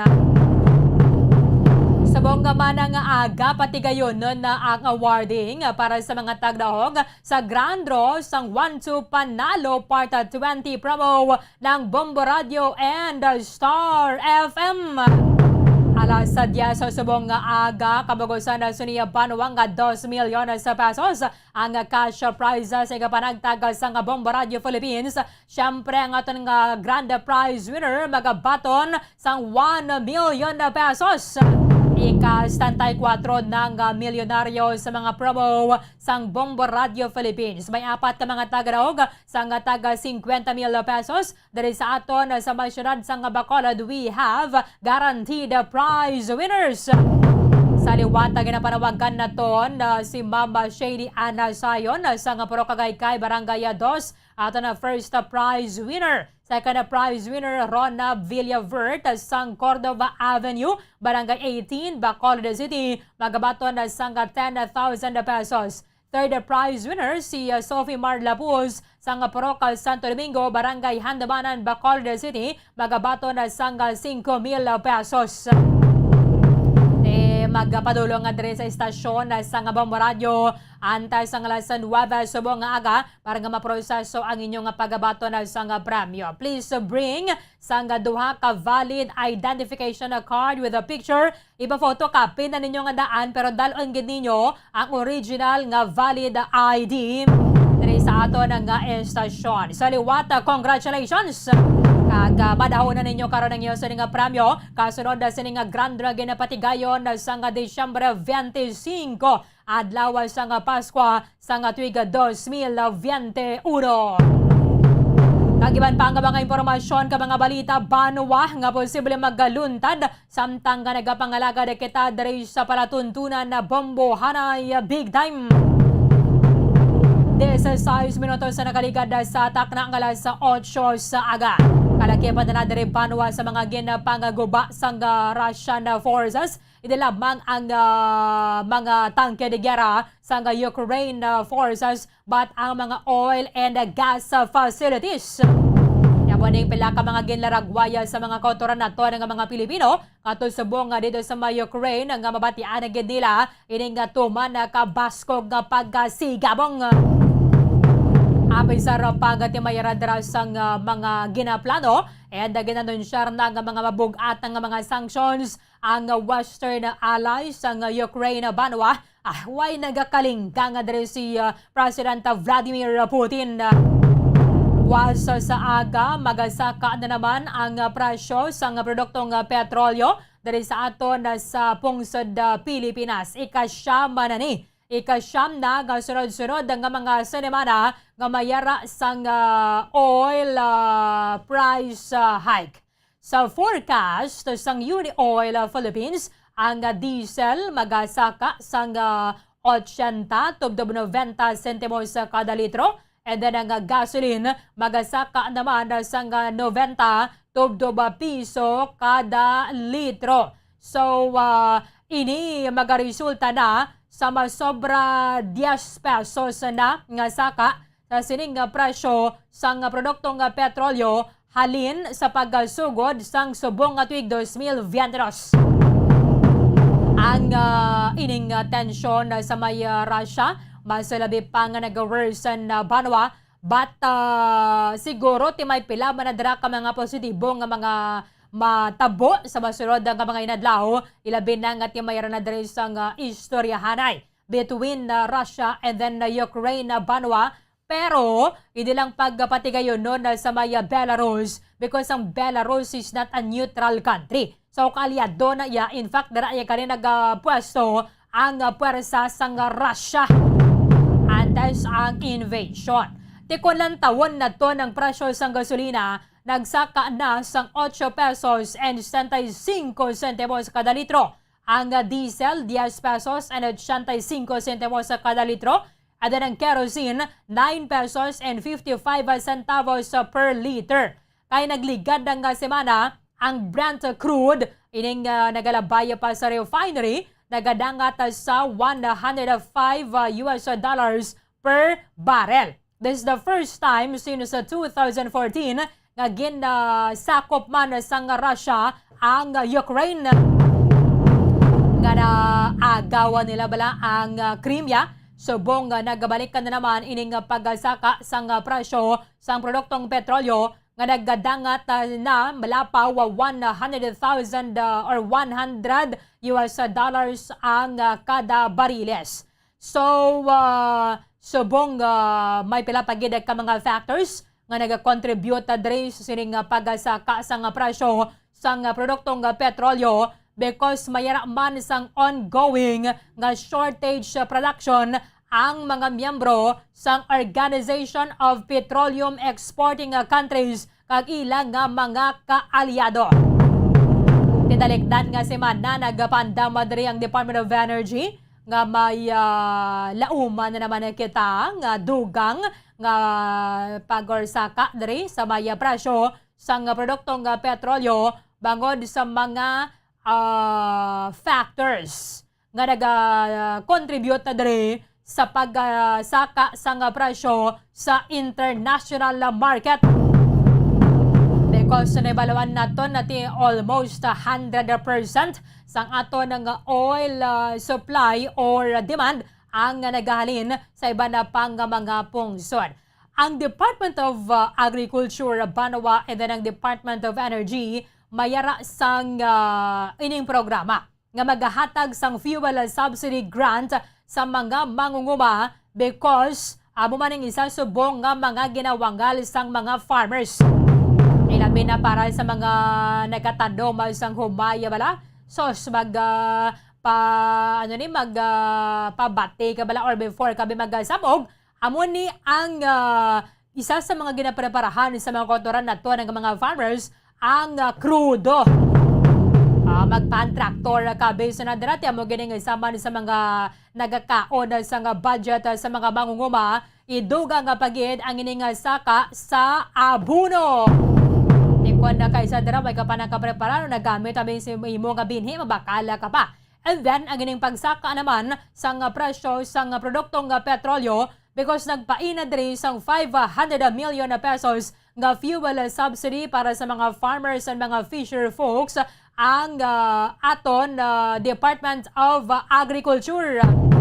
Kung mga isda nga na mga mangingisda or mga small mga fisher folks, dako man ang volume na sang krudo ang ilang kinahanglan na. In fact, ang iba na ganit din utang nila maghalin pagbalik amo pa na abi ang pagbayada nila. So depende kung ano kadabo ang ilang makulik nga isda. Sa sining ginapaabot na naman hindi lamang gabi sa masunod nga semana ang ining pagsaka sa nga presyo sa nga produktong petrolyo but masay sa masunod pagid nga mga semana. Ti sa sunod nga mga binulan magluwas sa binadra sa may 3 times bala magsabog sa sunod nga mga binulan magasugod na naman ang planting season. Dati suwayang karamo diri sa mga nagapanawagan sa Department of Agriculture nga kung pwede man lang para signasigon ang ining paghatag sang fuel subsidy sa mga farmers. Sa piyakalinya ang spokesperson ng Bantaya Bigas, Mama Cathy Estavillo. Live po tayo ma'am sa Bombo Radio Bacolod kasama po ninyo si Bombo Erdin. Magandang umaga po. Okay, magandang umaga sa iyo, Erlyn. Magandang umaga sa lahat na nakikinig sa iyong radio program. Nagpapasalamat ang Bantay Bigas at ito ulit, inimbitahan mo kami bilang para magsalita hinggil sa issue ng mga magsasaka dito. Itong patuloy na pagtaas ng presyo ng petrolyo, ng langis, ng gasolina at sumusunod ito dun sa patuloy din na pagtaas ng presyo ng fertilizer. At alam naman natin kapag nagtaas ang presyo ng langis ay lahat na ng pangangailangan sa pagsasaka, lahat na ng pangangailangan natin sa pagkain ay automatic na nagtataas. Opo. So yung sinabi ng Department of Agriculture at saka ng mga oil industries na magbibigay ng relief subsidy para sa ating mga magsasaka ay very welcome yan Erlyn, no? Dahil matagal nang nananawagan ang mga magsasaka ng support subsidy. Kahit lalo na doon sa panahon ng pandemic ay nananawagan na ang mga magsasaka ng 15,000 support subsidy at 10,000 na ayuda dahil doon sa tuloy-tuloy na pagtaas ng presyo ng pangunahing bilihin. Kaya sana ay maging totoo ang Department of Agriculture na talagang ilabas niya yung magbigay ng support subsidies para sa ating mga magsasaka. Nangako din ang DA last January na magbigay ng 5,000 cash assistance sa ating mga magsasaka sa 1.6 million farmers. Pero marami tayong nakausap na mga farmers na hanggang ngayon ay wala pa rin silang natatanggap dun sa 5,000 cash assistance. At hindi lang naman 1.6 million ang ating mga magsasaka. Meron tayong 2.7 million magsasaka na rice farmers at yung buong food security frontliners natin composed of farmers, fisher folks, agricultural workers, peasant women ay meron tayong 9.7 million food security frontliners. So dapat lahat yan ay mabigyan ng cash assistance. Kaso lang po yung naihanda po ditong pondo is 500 million pesos. So baka hindi po lahat ng mga farmers ay magkakatanggapan nito, Ma'am Cathy? Oo, masyadong maliit yung pondo na nailaan para sa ating mga farmers, Erlyn, kung 500 million pesos lang. Saganang hindi naman lahat ng ating mga magsasaka ay mabigyan ng subsidy, support subsidy ay o cash assistance, ay dapat ngayon pa lang ay mag-isip-isip na yung Kongreso na magtawag ng special session at aprubahan yung suspension ng mga tax oil, no, tax sa mga oil, at least ngayon na ganun din yung pag-repeal doon sa train law. Tanggalin yung excise tax sa langis ay malaking bagay yan. Mahigit 10 pesos ang may babawas doon sa presyo ng langis. Opo. At kasabay niyan, alam naman natin na ang langis ay napakahalaga sa ating ekonomiya. Tuwing nagtataas yan, ay automatic nagtataas lahat ng pangunahing bilhin, samantala yung mga sweldo ng ating mga manggagawa ay hindi naman tumataas. Ganun din, napakalaki yung walang trabaho sa ating mga manggagawa at sa ating mga magsasaka din, ay tuloy-tuloy yung impact ng rice liberalization law na napakababa pa rin yung presyo ng palay ng ating mga magsasaka. Sa tala ng Bantay Bigas ay ang presyo ng bigas ng palay na umiiral ngayon ay umaabot sa 12 pesos hanggang 17 pesos lang. At yun ay masyadong mataas given na napakataas yung mga production cost, lalong-lalo na ng langis at ng fertilizer. Opo. Kasi ma'am, kung isuspend po yung excise tax, siguro aabot doon sa 10 pesos yung bawas. So ngayon dito sa amin, yung diesel is 55 to 85 centavos to 56 pesos and 85 centavos. So babawasan po ito ng 10 pesos, at least mga 46 yung pinakamababa. Depende doon sa oil company. Malaking tulong na po ito. Depende sa Erlyn. Tapos doon sa mga lugar pa na malalayo, sa mga cities, sa mga nasa liblib, ay talagang ang taas-taas na, umaabot na ng 70 pesos per liter ang presyo ng gasolina. So paano na lang yung kabuhayan ng malawak na bilang ng ating mga magsasaka, mga manggagawang bukid, mga fisher folks, na lalong-lalo na yung fisher folks na paglabas nila, pagpunta na nila sa laot, ay automatic nangangailangan na sila ng krudo o petrolyo o gasolina. Kasi ngayon po ay mahal din po yung presyo ng pataba, abono. So, nakakalungkot, Erlyn, na ngayong last quarter ng 2021 ay umabot sa 2,500 yung presyo ng pataba at talagang all-time high na walang nagagawa yung gobyerno kahit man lang magkaroon ng price cap o price control dun sa presyo ng abono ay wala, at sila ay bingi o wala talaga silang statement dito sa pagtaas ng presyo ng abono na ito yung pangunahing kailangan sa pagsasaka. Wala din po kasing subsidy dun, ma'am, sa abono. At least merong fuel subsidy. Oo, actually ang pinapangalandakan ng DA ay yung RCEF, yung Rice Competitive Enhancement Fund, mula doon sa buwis ng imported na bigas na nagpapamahagi ng 2 bags of abono at 2 bags of binhi. Pero hindi talaga ito sapat para talagang makatulong, no, doon sa tuloy-tuloy na pagtaas ng presyo ng mga pangangailangan sa pagsasaka. At yung ganun din, ipinapangalandakan nila na yung 5,000 cash aid sa ating mga magsasaka mula dito sa buwis na nakolekta sa imported na bigas, ay malaki nga yung buwis na nakukuha, pero nagre-resulta din yan ng pagbarat ng presyo ng palay ng mga magsasaka natin dahil doon sa pagbaha ng mga imported na bigas sa ating bansa. Magkano po ngayon, ma'am? Nagre-resulta talaga. Yung May 12 pesos hanggang 16 pesos yung presyo ng palay ng ating mga magsasaka, ay tuloy-tuloy yung importasyon. Sabi ng DA last year ay umabot sa 90 19.98 million metric tons ang naani ng ating mga magsasaka, ang ating local production, at tinignan nila yun na tumaas based sa mga previous production natin. Pero tumaas nga yung ating local production, tumaas din yung ating importasyon ng bigas na umabot sa 2.96 million metric tons, almost 3 million metric tons ang inimport. So nagresulta talaga yan ng pangbabarat dun sa presyo ng palay ng ating mga magsasaka, dahil ang laging sinasabi ng mga traders, ng mga millers, ay talagang puno yung kanilang mga warehouses ng imported na bigas. So yung Tapos hindi rin naman mataas na presyo ngayon ng palay, 17? Oo, 17.20 Erlin. Yan ay sa piling mga lugar, at sa panahon ngayon kung saan walang kalamidad, dapat mataas yung presyo ng palay, dahil hindi naman naging tag-ulan, hindi basa, hindi itim. Pero ganun pa rin na itali dun sa pinakamataas na 17.20.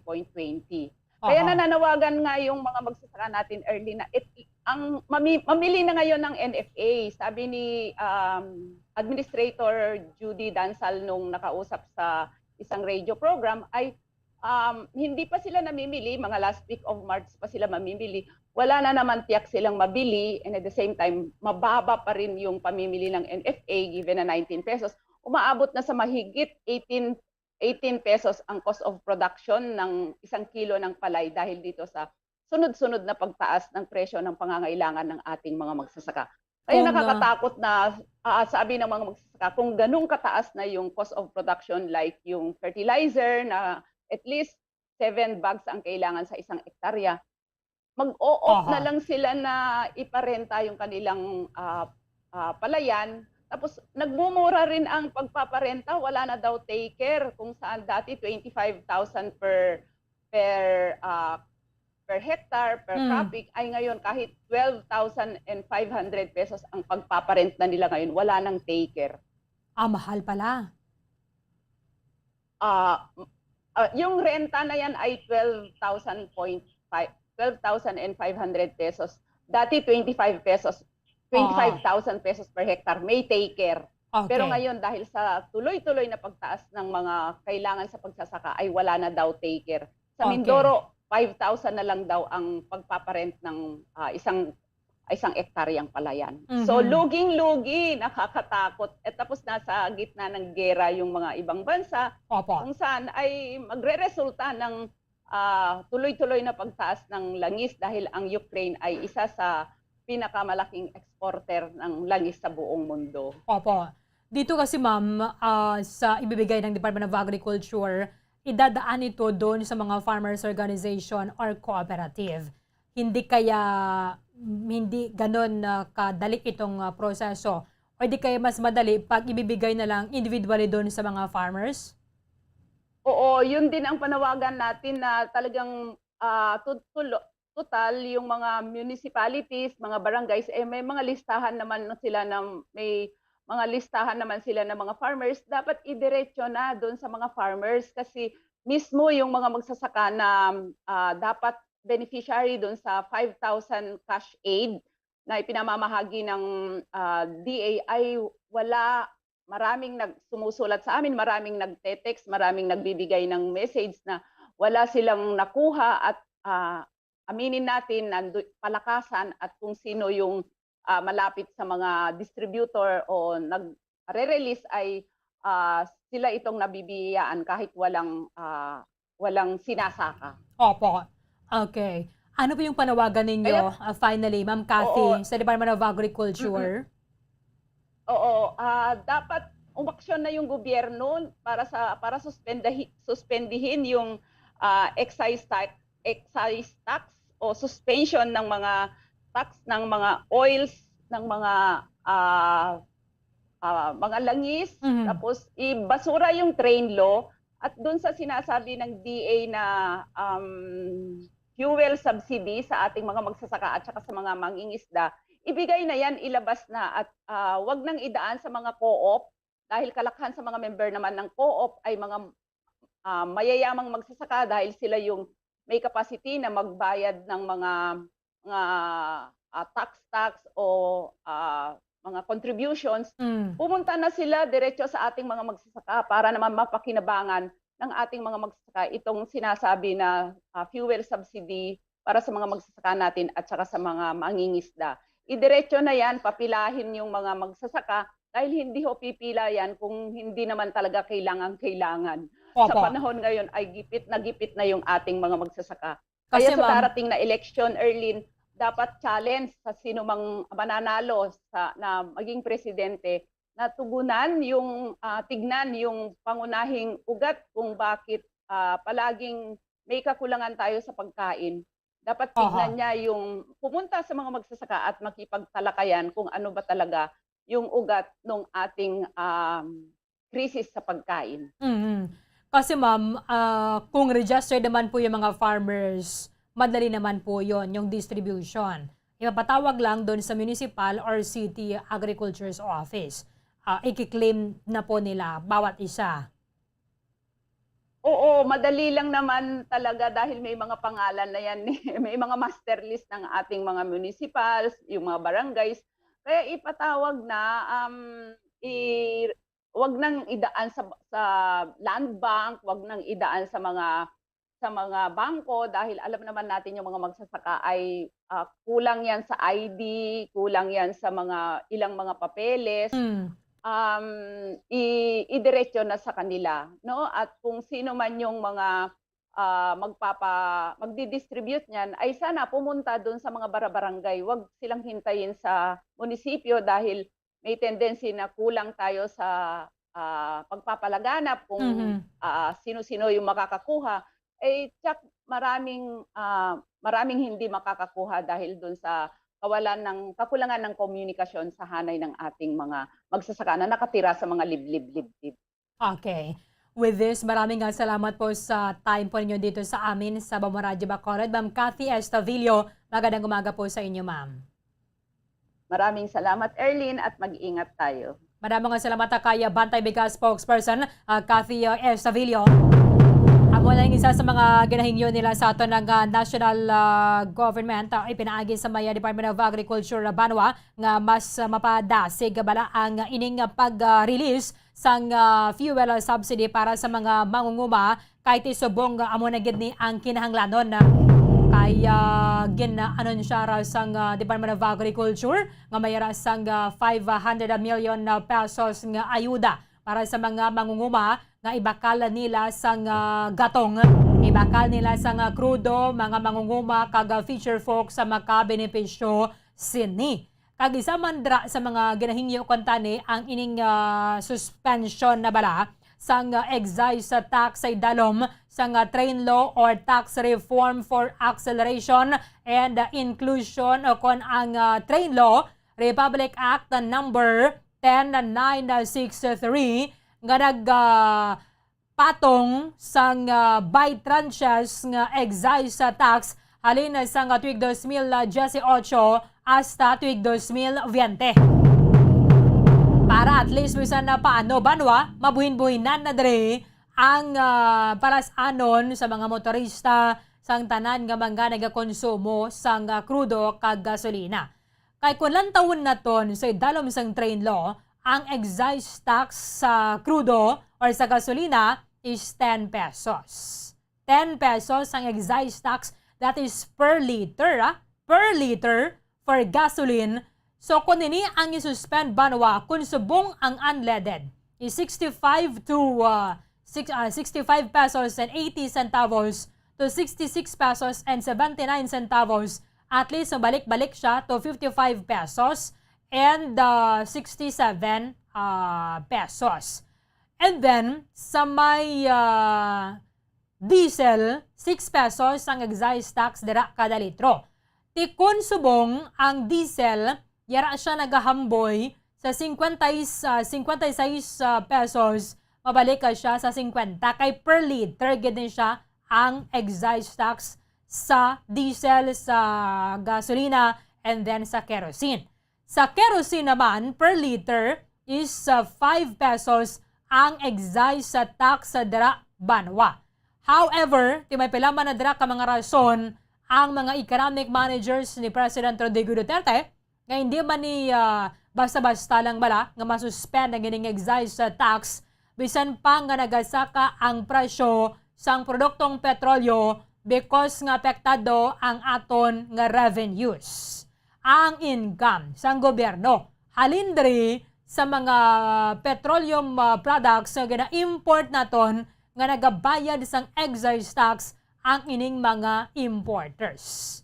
Kay billions of pesos ang madula sa aton siniyang revenues kung isuspend ko dolaon abi mabalik sa for example 2 pesos ang excise tax sa kada litro sang gasolina and then piso sa kada litro sang diesel kag piso man sa kada litro sang kerosene.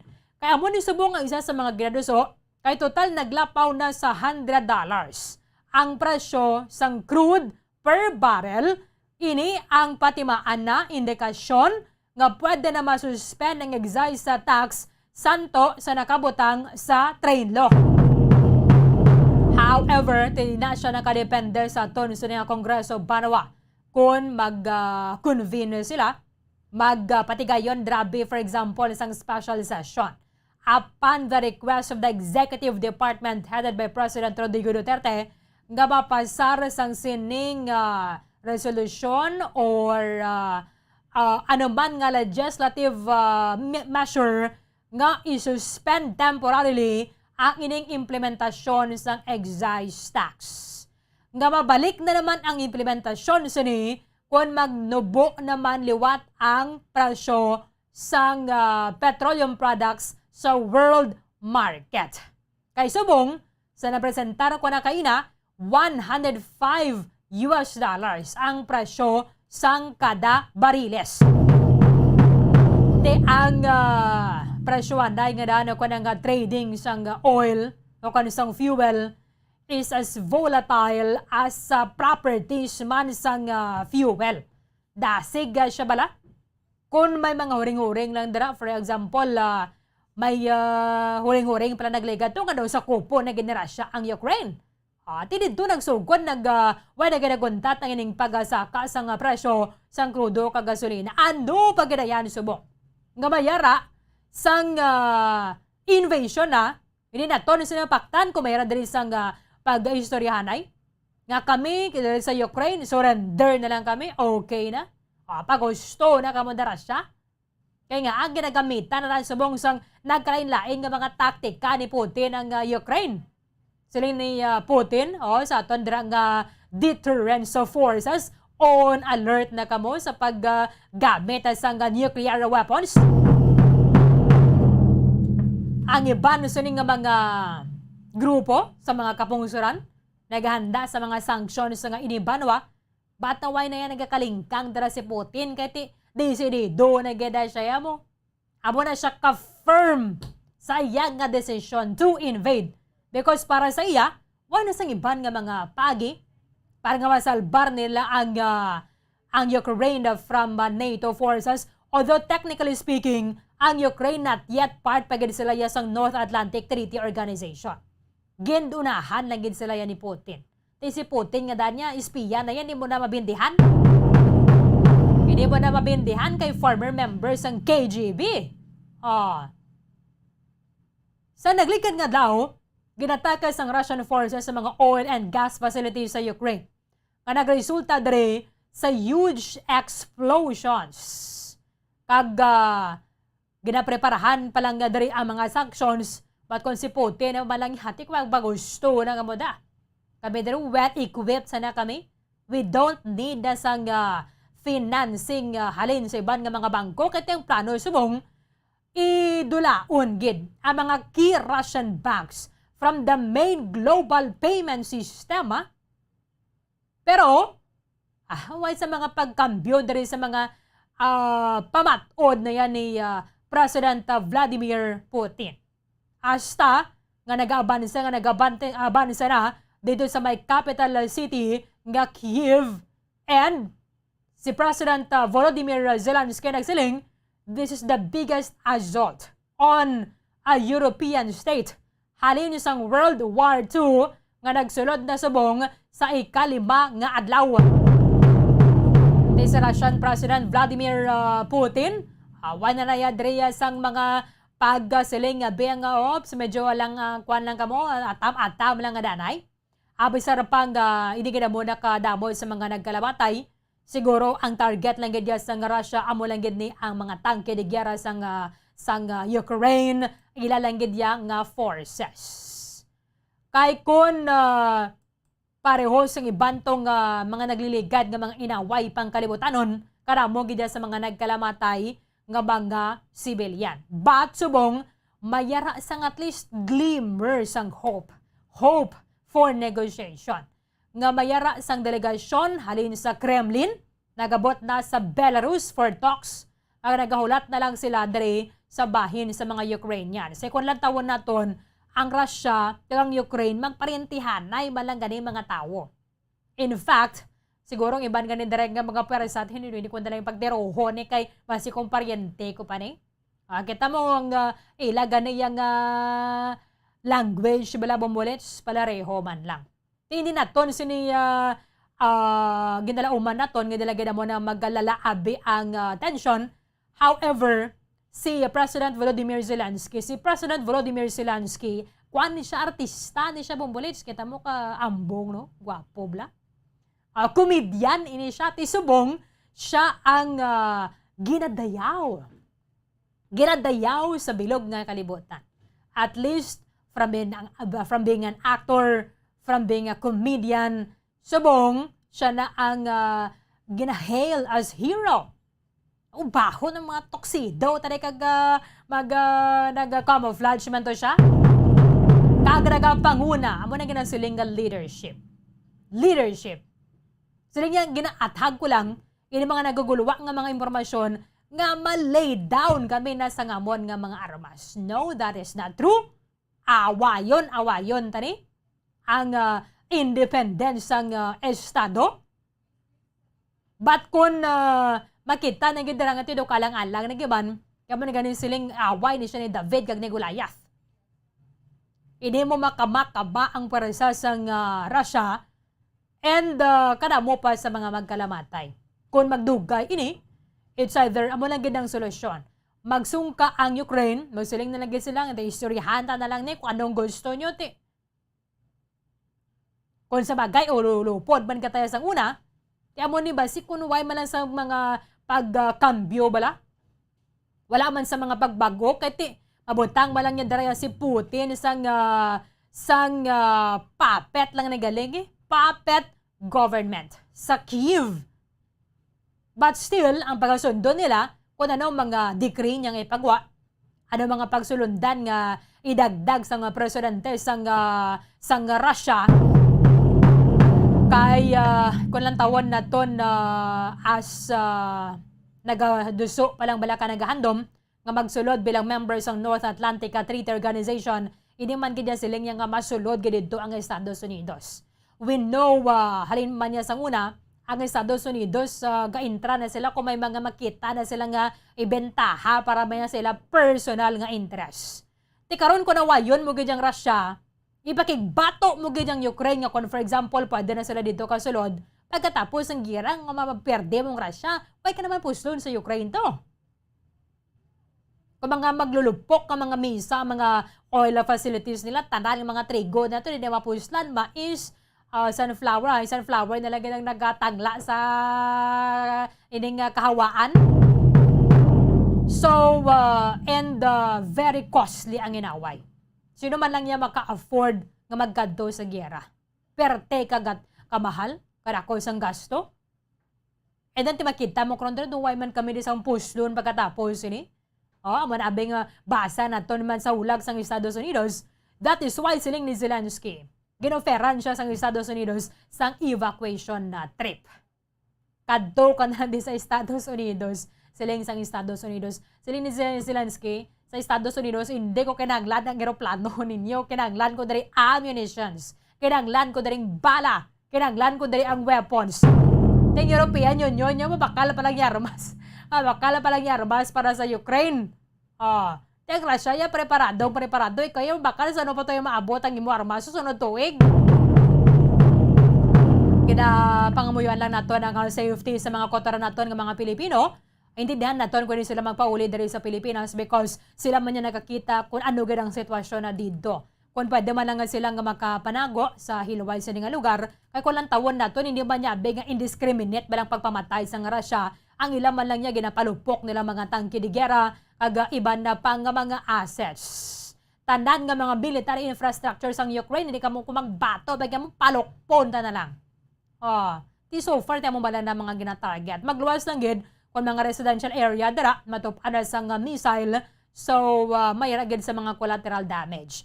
However, kung nagitama na sa mga kotoran naton ng mga Pilipino, at least okay man lang ko diri, kung pauli ko sa Pilipinas, hindi man ko dayon makabalik o kung makasaylo sa iban nga mga country, so man ko isang trabaho dira, matagang owas ang 20,000 pesos, pero ti one time man lang ina siyang assistance, kadugay pa sa imong mga pagproseso, ti diri na lang ko sa Ukraine. Importante man na dira nga safe lang sila, and sa mga families, let us just pray para sa inyo nga mga family members nga okay lang sila dito, kag ginilagid magdugay ang ining inaway because banwa kadamo sa mga nagasuffer. Subong problema diri ang access nila sa cash, ang access sa may pagkaon because kung na pwede pa man lang kay hindi ka magwa ato na lang sila sa basement to sa nga balay at least nga safe sila tanan. 8 minutos ang nabilin anda sa alas 9 sa aga. Pagbalik naton banwa, report ni Bombo Franz Andrew Burgos kag Bombo Gracelyn Lobaton. Bombo Radio Bacolod. Number 1! Basta Radio Bombo!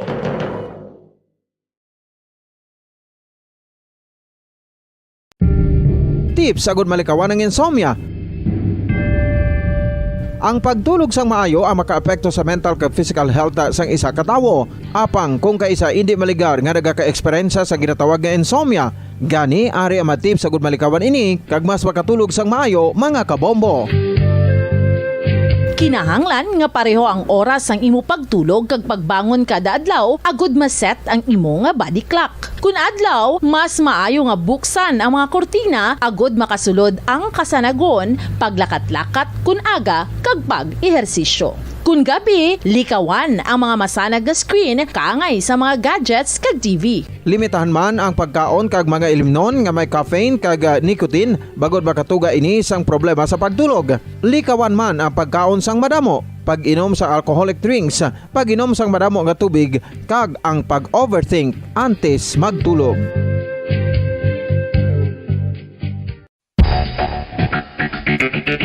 Ang husto nga paggamit sang earphones o kon headphones. Kalabanan sa karon, ilabi na sa mga pamatanon ang masaming nga nagagamit sang earphones o kon headphones sa tion sang nagausar sang gadgets.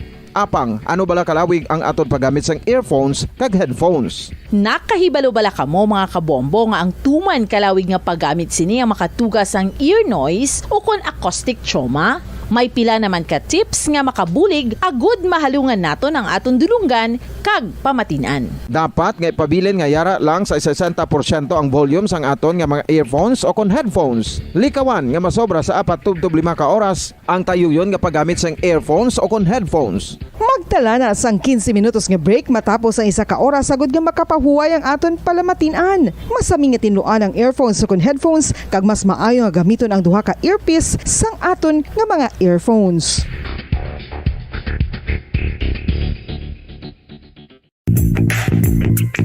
Sa karon nga may ginapangatubang nga pandemic, importante nga halungan gid ang ikaayong lawas. Apang hindi lang physical health ang dapat hatagan sa pagtamuda, bangod importante man ang mental health. Paano bala halungan ang aton nga mental health? Una, kinahanglan nga halungan nato ang aton kalawasan kaangay sang pagkaon, pag-ehersisyo, pagtulog kag pagpahuway sang insyakto bangod ang poor physical health ang makaapekto sang modo kag panghuna-huna sang isa ka tawo. Kinahanglan man nga mag-set sang boundaries sa tanan nga bagay, hatagan sang balorang kaugalingon kag iselebrar ang mga kadalagan bisan ano pa ini kagamay. Maayo man sa mental health ang pagpatawad sa isig kapareho. Bangod ginarelease sini ang kabugat sa Balatsyagon subong man ang pagkamapasalamaton. Suno sa research, dako man ang mabulig sa pagpangamuyo sa paglikaw sa stress.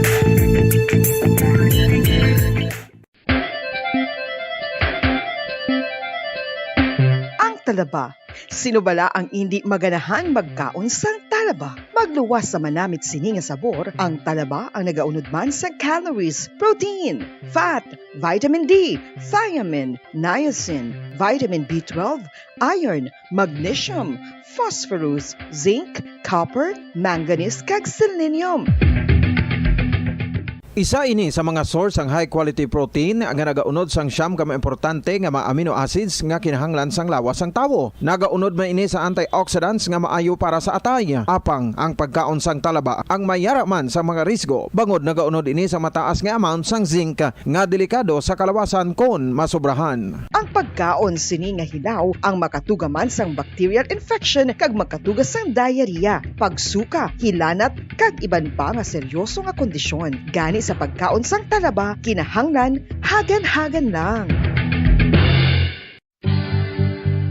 Oral disease, nagapadayon nga seryoso nga public health problem sa Pilipinas. Ang prevalence sang dental caries sa mga permanent teeth ang nagapabilin nga mataas sa 90% throughout the years. About 92.4% sa mga Filipinos ang may tooth decay, kag 78% ang may gum disease o kon periodontal diseases, santo sa report nagikan sa DOH. Bisan pa nga ini ang preventable o kung matapna, ini nga balatian ang nagapikto sa halos kada Filipino at one point or another sa iya nga pagpangabuhi. Ang pag-practice sang good oral kag dental hygiene kaangay sa paghalong kag pagtatap mo sa imo kaugalingon. Nagatap na ini sang bad breath, tooth decay, gum disease, resulta ang healthy nga baba. Ang healthy nga baba o kon mouth maayo nga indicator nga maayo man ang imo lawas. Gani halungan gid ang aton nga dental health. San o ikaw ulihi nga nag-ilis ang sponge nga ginagamit mo sa paghugas sa mga kitchen utensils? Ang kitchen sponge mga kabombo, ang mas mahigko pa sa toilet. In fact, ginpahayag sang microbiologists nga ang mga butang nga ginagamit naton sa pagtilo sa mga dishes ang pinakahigko nga bagay sa balay. Sa isa ka pagtuon nga na-publish sa journal nga Scientific Reports, ang spongy bacterial colonies ang mas delikado sa aton ikaayong lawas. Bangod sini, ginarekomendar sa mga researchers nga dapat islan ang sponge kada simana. Ang kitchen ang lugar sa aton balay kung sa diin nagasugod ang mga new bacteria. Bangod sa human traffic kag food preparation. Bangod ang sponge ang masami nga warm, mabasa kag matrace ang old food. Ini ang ideal nga breeding ground para sa bacteria. Suno sa pagtuon, maayong idea nga tinluan ang sponge kada tapos gamit. Apang ginasuggest sa mga researchers nga regular nga islan ang kitchen sponge. Ang kitchen ang lugar sa aton balay kung sa diin nagasugod ang mga new bacteria. Bangod sa human traffic kag food preparation.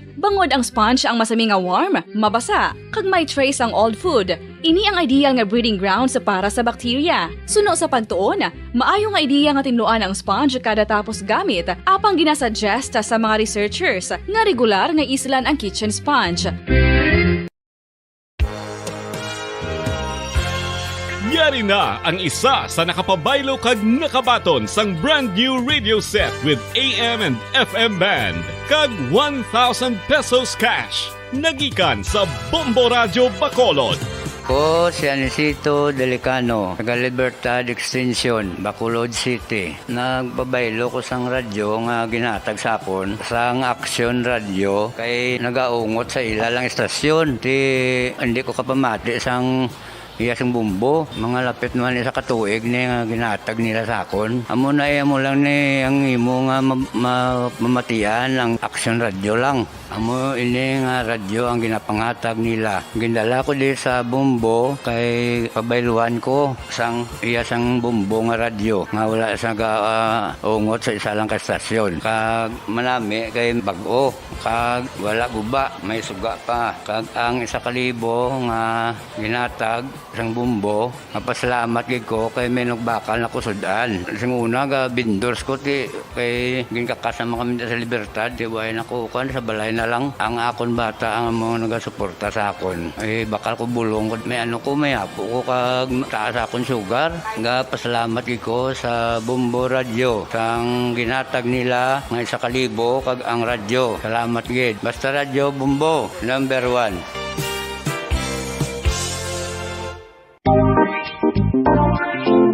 Mga kabombo, May balubala kamo, naghampak na sa 3 million ang natapikan sang COVID-19 sa Pilipinas. Mataas sa gihapon ang active cases sa bugos nga pungsod. Kag 50 mil na ang mga nagtaliwan bangod sa sini nga virus. Hindi magkumpiyansa. Depensahi ang kaugalingon kag ang imo mahal sa kabuhi. Magpabakuna na batok sa COVID-19. Pahanumdom nagikan sa Bombo Radyo Bacolod. Basta Radyo Bombo! Mga kabombo, madamo gid ang pagkaon apang ano bala ang dapat himuon kung may matabo sang suspected foodborne illnesses. Kung may matabo nga suspected foodborne illnesses, dapat i-preserve ang mga ebidensya.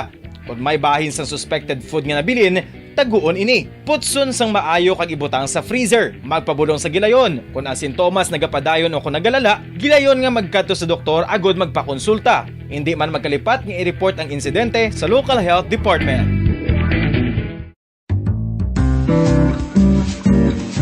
Mga pamaagi para mangin matinlo kag safe ang aton mga pagkaon. Ipabilin nga matinlo ang palibot. Isiparar ang hilaw sa naluto ng mga pagkaon. Lutuon sang maayo ang mga pagkaon nga dapat lutuon. Taguon ang mga pagkaon sa safe nga temperature. Depende sa kinahanglan sang klase sang pagkaon. Maggamit sang safe nga tubig kag raw materials.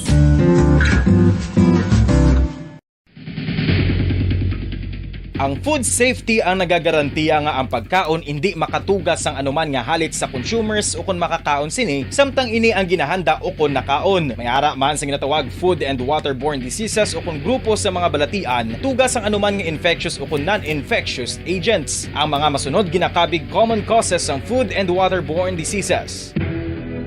Unsafe nga ginahalinan sa ginainom nga tubig, improper disposal of human waste, unhygienic practices, unsafe food handling and preparation practices.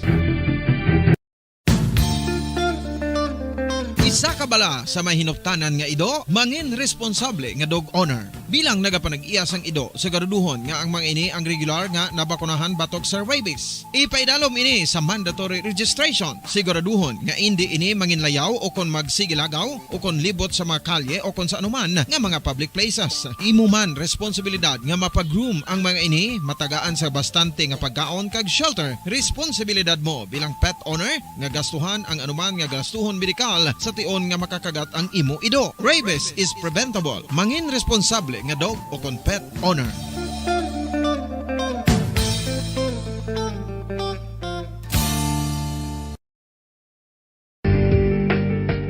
Kinahanglan mo bala nga mag-recharge? Hindi mo na kinahanglan nga magsalig pa sa caffeine. Bangod, ang pag-power nap ang makapaboost sang memorya, cognitive skills, creativity, kag energy level. Ang power nap o kon cat nap ang pagtulog sang malipot nga oras kag may tinutuyo nga i-revitalize ang isa ka persona. Masami ini nga nagadugay sang 15 to 20 ka minutos ginahimo kun udto o kun hapon. Santo sa pagtuon, mas mangin alerto ang isa ka persona kung maka-power nap ini. Nagapabuhin man ini sang stress kag nagapa-improve sang cognitive functioning. Isa ini kapamaagi agud nga ma-refresh ang utok sang tawo kung ginakapoy. Magluwas diri, nagapanubo man ini sa risgo sang heart disease.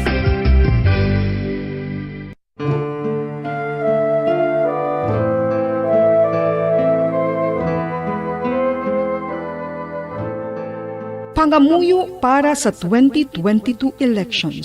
Sa ngalan sang Amay, sang Anak, kag sang Espiritu Santo. Amen. O Diyos nga amon Amay, sa amon paghandom para sa maabot nga 2022 elections, nagasalig kami sa imo saad nga ipadala mo sa amon ang mga lideres nga nagatuman sang imo mga sugo kag may kinaugali nga nasanto sa imo tagi pusoon kag espiritu. Ginoong Jesus, hatagi sang inspirasyon ang tanan nga nagahandom nga magpungko sa pwesto. Agud sila mangin leader kag alagad nga magabutang sang kaayuhan sang kadaman, ilabi na ang mga kubos, mga maluya, kag mga ginapigos, labaw sang sa ila personal nga interes. Tagdumala nga alagad nga nagahandom sa matudtud nga pag-alagad, kag indi nga sila ang pag-aalagaran. Tagdumala nga alagad nga may integridad, kag kaluoy, para sa tanan. Ubalaan nga Espiritu Santo, sanagi ang amon mga huna-huna kag kasing-kasing, agud amon makita sang maathag ang mga kinahanglanon sang amon katawhan. Ang mga Paradyo Bombo! 5 minutos na nakaligada sa atak ng alas 9 sa aga. Pabalikan natin sa pagkapangalagad sa Bombohanay Big Time. Maglawas sa isa lang gida ka kandidato nga way nakatambong kahapon sa may debate para sa mga kandidato sa pagka-presidente. Ang siyama ang hatag sa nga importansya dari sa may pagtambong mo man sa sining debate. It's either ginapatigayon na sa Commission on Elections kahit ang sang COMELEC sa Marso 19 pa. Inadara makita nato na kung magatambong na si Anaya Senador Bongbong Marcos. Bata kahapon naman ng isa sa mga hatagan man sang pagtamo da banwa, ining question para sa mga kandidato, ano ka-importante ang debate? Para sa mga kandidato, it's either sa pagka-presidente man na vice-presidente, ang senador do medyo mulubudlay kaya kadamo sa ila, sa pagka-gobernador, sa pagka-congressman, sa pagka-alkalde na dala kag vice-alkalde, and amo ning isa sa mga nakadraw sa attention sang mga Pilipino. Ang ining pamangkot sa organize sa CNN Philippines kay Labor Leader Leody de Guzman kag sa tanan man nga mga kandidato, Vice President Leni Robredo kay iban pa nga naghatag diri sang highlight, sang importansya nga may mga kandidato nga wala yan nagatambong kagin question niya din nga nag-skip naman niya si Anay Senador Bongbong Marcos.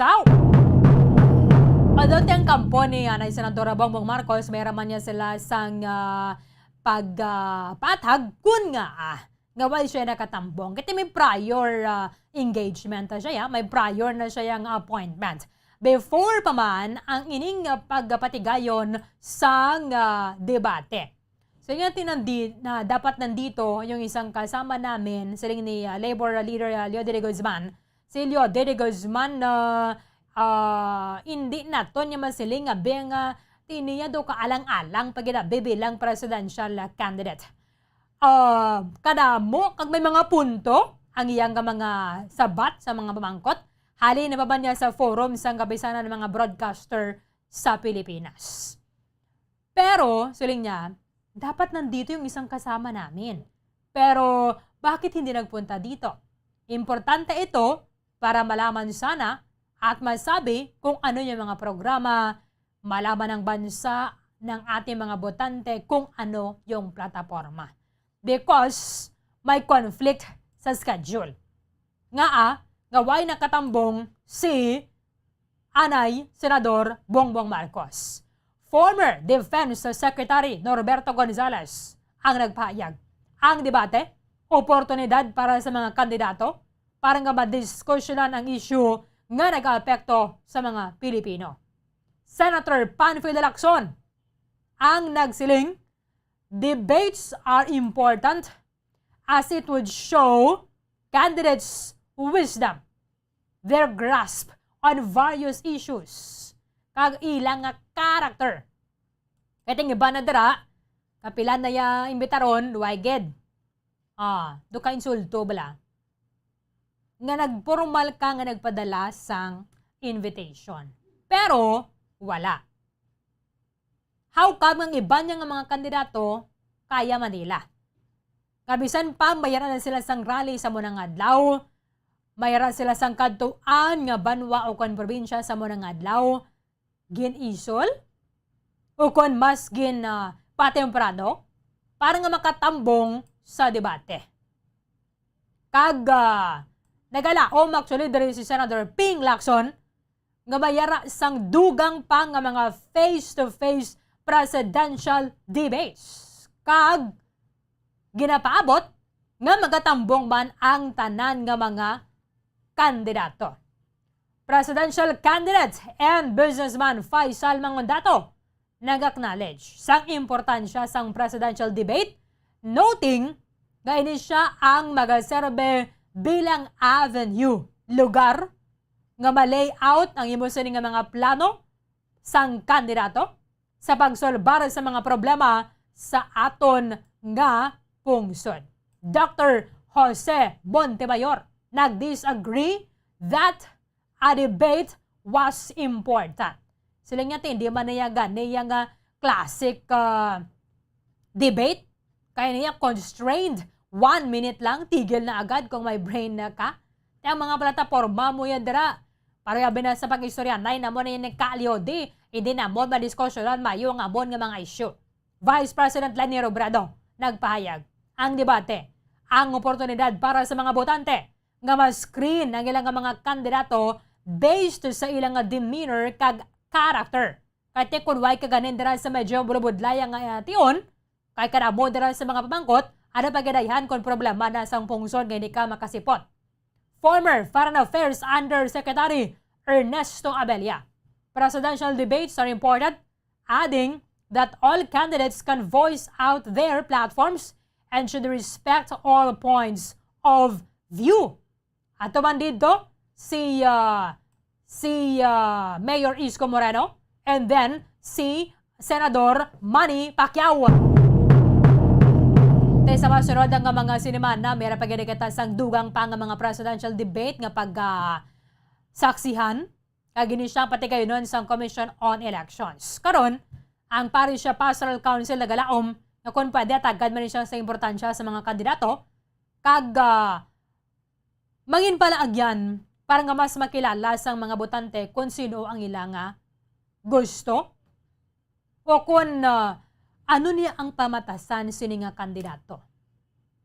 Ano ang iyang mga panindugan sa mga issue?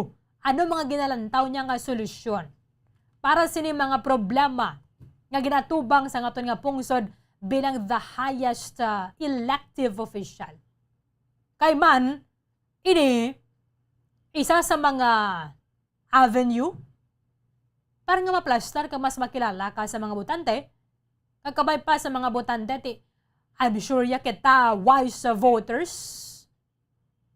Makadesisyon na kita basa sa mga kwalifikasyon man nga ginapangita naton para sining mga kandidato ilabi na kung sila ang mabatian naton, makitaan na ta kung iniyak kutos ini talawit ni, matalaw ni, ini isog ni, bisan ano pa yung mga issues nga nagakompronta sa iya, sige, atubango na naton. Kaya wala man kita may ginatago. O kung niya may ginatago ni, that is why nga siya nagatambong. From PPCRV, report with Bobo Franz Andrew Burgos. Bobo Andrew, come in.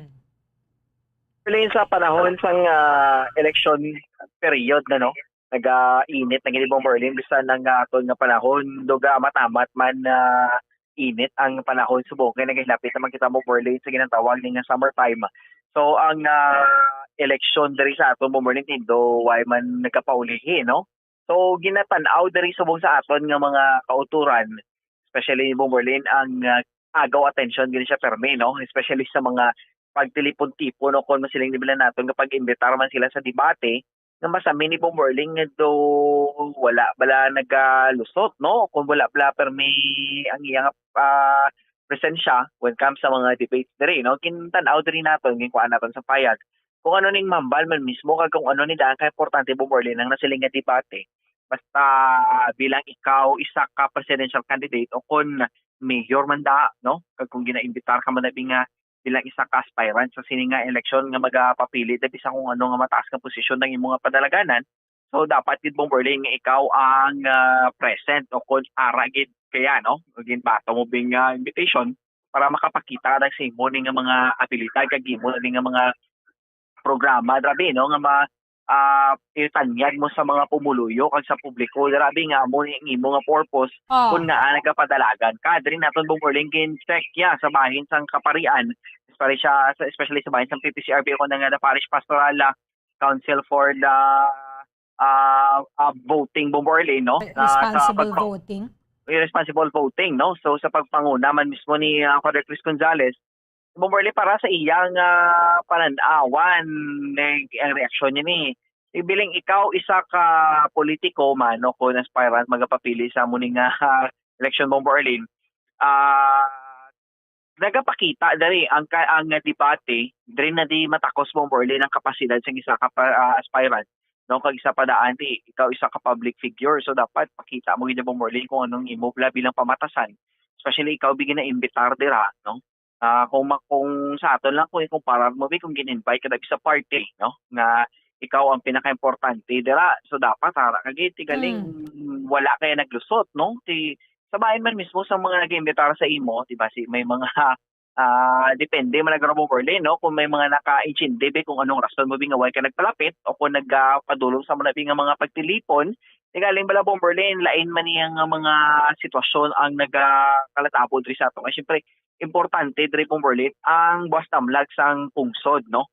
Ginatanaw sa aton nga mga kaparian, ang isa ka debate Bumberly, amo ni siya ang pamaagi man para makita ang kapasidad, abilidad, kaalam, kag ang tuyo gid sa amo ni leader, future leader sa aton nga pungsod, no? Kung ano gid man ang iyang plano para mapasanyog kag mapatin-ati ang isa ka pungsod o kung ang isa ka lugar Bumberly kung siya na ang mamuno. Nag-mention diri sa aton si Father Chris nga do ka ano man ni Bumberly na do para gani siya nga malikaw siya be, no, nga indian ang mga invitation o kung i-refuse mo da ang mga invitations kang ginadala mo para ikaw ang pag-imbitahon o kumbitaron sa amuning nga mga debate, nagapakita bala o kung nagapamangkot nga hindi mo kaya, no?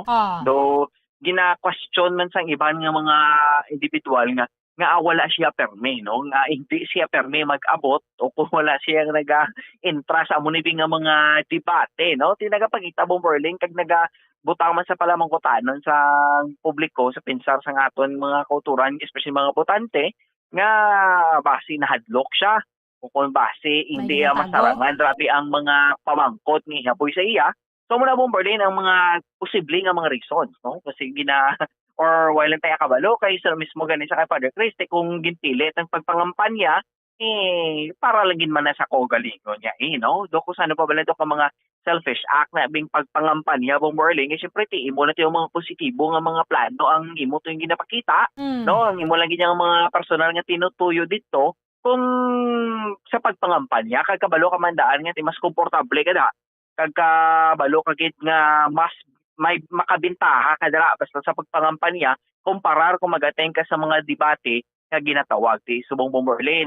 Ang naton to ganing nga mga aspirants dito makita man naton sa pila sa isa ni ka media outlet man sa Pilipinas do present ni sila terme, no, kag kita gani Bumberly nakibot nga ang amo ni giling pangalan oy magapapili giling bilang presidente, no.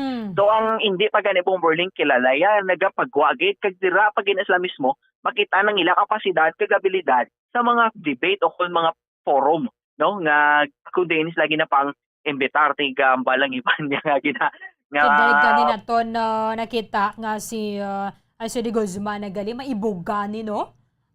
Bumwandro, may mga punto ang mga ginabuhian niya nga mga statement.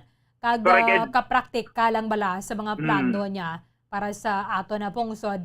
Because sa tinin nato niya malipod manigar as a labor leader bala. Nakita nila kung ano ang sitwasyon, matuod nga sitwasyon sa mga mamumugon, sa mga ordinaryo nga mga Pilipino. Correct, damo gid Bumberly, no, gagwa gid ang abilidad pala. Siyempre ginapakita mo daan Bumberly sa public kag ang bugos nga pungsod nagatanaw sa imo. Ang halos laban diri sa atong Bumberly nga masilingan nga mga boto man, no, o kung pwede nila makaboto hindi gid nila makilala ang kataisa kung ano gid ang abilidad unlike sa mga may mga pangalan na sa politika. So kinahanglan kita nila magsubaybay bala kung magtan-aw gid kung sino dabi ang may kapasidad, no, kag ang may masiling naton bing ang ginatawag bala nga common sense Bumberly kung paano ni solbaron ang problema sa Pilipinas, no, mga initiative bala sang kadaisa sa aton, no, especially sa mga aspirants dira nung kung paano nila solbaro ng problema nga ginapangatubang sa isa ka pungsod. Nga to niya mga butante Bomberlin.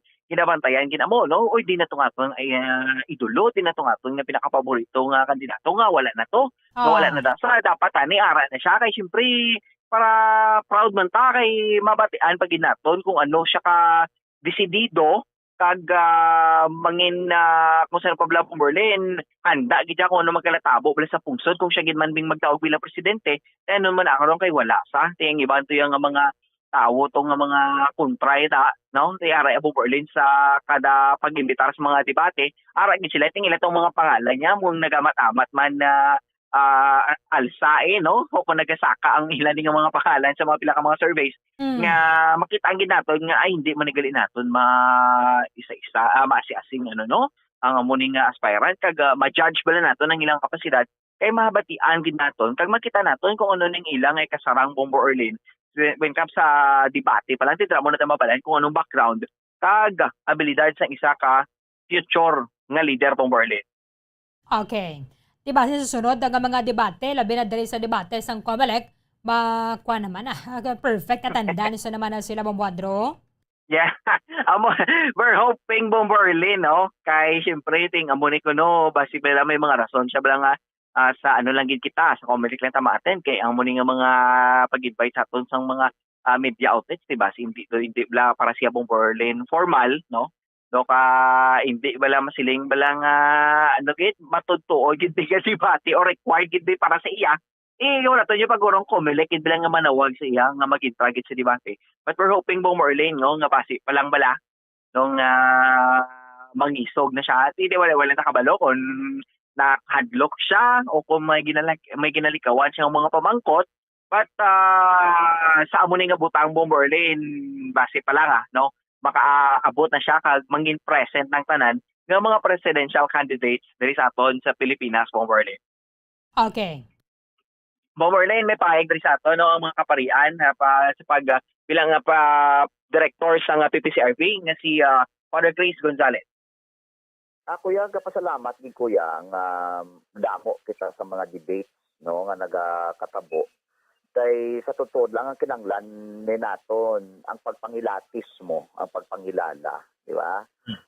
Like for example, may balaklon ikaw nga cellphone.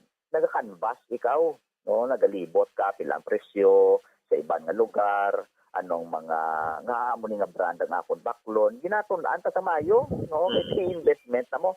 Hindi mahapos man magbakal sa ang tag 5,000 nga cellphone, 10,000 mas mahal pa gid gani. Mas mahal pa gid mas gina-research mo, no? Baklon ko ni sakto magid ni balang akong desisyon. So amo na nga mas damong imo nabalaan, mas maayo para sa imo, no? Maghimo sang desisyon. So amo na nga nami nga kadamo sa mga debates nato nga ginahimo kay para mas makilala naton, mas makilatis naton ano ang iya madala nga plataforma, anong kinalain sang iya pananawan kumparar sa isa, no makomparar naton sino ang masagad sa ila maghandle sa ang ila nga mga pananawan sa kabuhi, no actually amo na mga pamagi. So para sa akon importante na siya kay para tani maghimo kita sang more informed nga desisyon. Ugaling kung hindi magkadto dira no, paano na sana naton karon mabalaan? Paano na naton karon makomparar? Like for example, makadto lang kita sa iya dito nga ng kampanya, no? Iya tanan kaayuhan niya lang, no? I-present iya tanan niya lang nga kaayuhan. Kag hindi mo sa ma-measure against sa isama niya ka kandidato kung ano ang ilang kinalain, no? Kag kung paano sila kasagad mag-handle sang mga bagay-bagay. Dumduman nato na presidential nga daan ini dapat kaya although yes hindi man perfecto ang isa ka presidente pero dapat knowledgeable siya, well versed siya sa damo-damo kag sari-sari nga mga bagay kay kung presidente ka uyata mong tanan mo halin sa ekonomiya pakadto sa gira for example subok Ukraine kag Russia ano ang imong diplomasiya no anong imo pananawan sa mga kabataan, sa education, sa health, damo-damo, hindi lapad-lapad sa imo uyatan kung presidente ka. No, amo na nga tani, dako nga bulig sa aton nga mga pumuluyo kung kita man mismo nagapamati kita sa mga debates kag nagasunod kita sa sini, no? Pero kung ang isa ka kandidato hindi siya mag-attend sa isa ka debate, gina-deprive niya kita. No, gina-deprive niya kita sa knowledge nga dapat nga makuha naton. Pero amo na gani nga ako niyang pamangkot nga hindi ka mag-attend sa debate, hindi ka kasaranghaw. Kasabi ka na lang kita sa survey. So basi kung hindi man blatood, dagaling mo nga pangambal. So mga muna bala, importante tan hindi kayo mga debate. Ang presidente o kung maski sino man hindi lang na presidente kung mayor kung ano, basta ara ka public figure ka, dapat set the sang example, no? Kag let's say atong presidente subong President Duterte. Amo na nga nag-react kita sa iya, kay kala pala pamuyayaw sa iya, tiga bala kita okay lang na, kaya mo na iya nga pamagi. Okay lang gali na, da mo na bala. Oo, nagnubo na gid standard naton. Kay isulod doon na mo. Hindi na nagsaw sa mga pamatanon mo, damo sa nag-idolize sa iya, damo sa nandamihan sa iya. Kay pagusto siya sang hambal niya. No, so mo na, kung presidente ka, dapat kaset ka sang standard. No, nga lalantawon ka, sulundon ka, implo ka. Sabi na sa imo nga mga katawan. Maski imo lifestyle, no? Kung pala panigarilyo ka, does that set a good example para sa iban? Kung damo ka asawa, o hindi ka honest sa imo feelings. So, naghahatag ka sa example nga, okay man lang gali, presidente tagani, gamo sina. So, dapat magpili kita sang leader naton. Tama ka importante, hindi lang siya sagad, hindi lang siya maalam, kundi pati niya pang buhi, dapat sulundon man. Siguro hindi siya nagkakaangay dira kay ma'am, hindi man nga ang talaksan naton ang debate. Of course not, hindi, no. Pero, isa na siya kalalantawon, no? Sa ulihin, kung maging presidente ka, hindi, pwede lang na yang, hindi ko yung magsabat sa mga pamangkot niya. No, hindi ko yan mag-appear sa sinayang mga pulong-pulong May mga pangkot ka mo sa akin, hindi ko yan, no. Hindi pwede. Ikaw presidente dapat atubangon mong imong mga tao, no. So kita man sa part naton nga mga botante, dumdumo naton ginapangaluyagan kita. Labi na sa mga kababayan nga nagapamati sa aton, dumdumo mga times nga ginpangaluyagan ikaw. Kung napangaluyagan ka, pinaka the best ever me ang gina-offer, no? Na, isa, magsapuan mo kung kamo na, hindi magalito tuod to. Naituan ka. Damo na ginulsol sila, diba? Sabi ko, anay ka namin, siya. Kaya of course, kapangaluyag. Damo na gani, kasi dapat halong kita sa pagpili naton. Kaya ginapangaluyag, kung sa ano pa bala, kung sa babae pa, malmahal ka mananay, pagkipot-kipot ka man, kaya nga, kung easy to get ka, si laban-laban, laglag ka di ba? Kita tali nga mga botante, maging amuman. Mapapresyo, hindi man nga mapapresyo, but sa limong kung pamahal kita sa bayad sa ato, no. Ang ako lang na iya, papresyo kita, na silang kapangaluyag subong sa aton, halungan ta ang boto naton. Hindi naton paghihatag dali-dali, kundi magtuon anay, mamatyagan anay, kilalahon gidanay, kilatison sin maayo, nantis kita magpili. Kilalahon naton na siya ginman balang the best. Kaya nga, hindi lang ni para sa imo, dumdumo naton ang imo nga ginboto, hindi lang para sa imo o sa imo pamilya, kundi para sa aton tanan. So sa tanan sa aton dapat paka-importantihon gini naton ang elections. Kaya dako-dako gini iyayang epekto sa atong pagpangabuhi. Okay, Bambo France. Berlin, no? So, nabatihan natin si Father Chris, muna yung Director Bomberlin sa PPCRB diri sa Bacolod, no? Kag-importante daraway sa mga relasyon nga magkalabugras bala Bamwandro. Kung ano man dayang desisyon sa nga isa, respetuhan na talang. Kung nakaisa sa bongo, masalingan nato nga kung wala na yung social media, mas mayo pag ginagane mo, Bambo France, kay kalino nga bala, no? Sa nga nga pangabuhi. Iba na betid ran nila balagi na paagi mga pagpang-away nila to sa iba niya nga lain nila nga butuhon. Hindi kita magpalambon sa politika, sa eleksyon sa Pilipinas. kay malabaya lang ni Bumbuadro. Kung ano daw ang Correct. desisyon sang isa, respetuha, kay ikaw ay kamang ginapilit kung sinong botohon mo.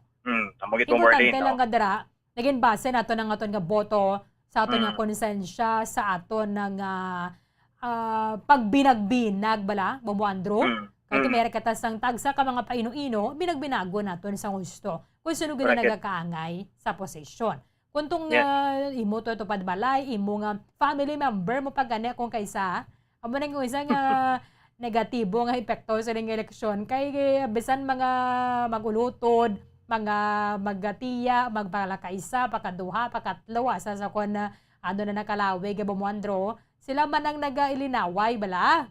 Di Correct. pagkatapos ng eleksyon na ngayon na hindi gani kumuya kilala sa inyo na nga Politiko. ginapaking bato.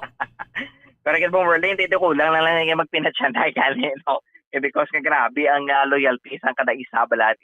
Ako niya amune si amune because nga amune nga abilidad, no? Ako niya si amune. Hindi ta na makaamo na bla mo Marlene.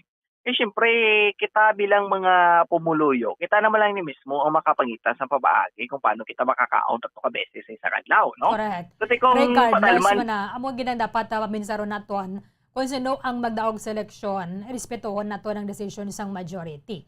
Correct. Importante dara nagahimakas kita Bumbuandro because ang pagkapigado nato no kon ng pagulo-umwad ta, why na nakadepende kung sino lang gid ang presidente, kung sino lang gid ang mga opisyalis ang ato nga pungsod sa aton gid nga paghimakas. Kay nga sang time niya ni President Noynoy Aquino nga kadabo man to sang kaayuhan niya sa ekonomiya nato na Bombo France. Kaya nga mayara gyapon sa mga kultura naton nga mga nag-umwad ban sila, meron sa nagapabiling nga pigado.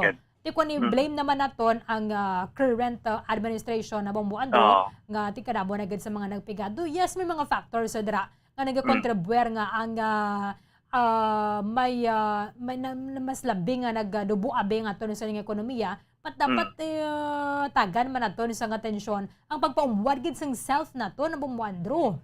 correct mo Marlene, amo na ang punto, no? Kay ang masilin lang gid man naton, tiko tanaw naton bisan sino mang guro nga mga presidente diri o kung mga leader diri nagdalaog sa Marlene nga matuod, no, na mention sakto gina nga napamuad bing economy kagang pila pagit nga mga sektor diri sa pungsod nga napamuad pila Marlene kung napasanyog kay because nga ang iya bing abilidad ti do nakalabot sa gid din, no, tinakuha gid bing handom ya pe san time to nga siya palang dapapili.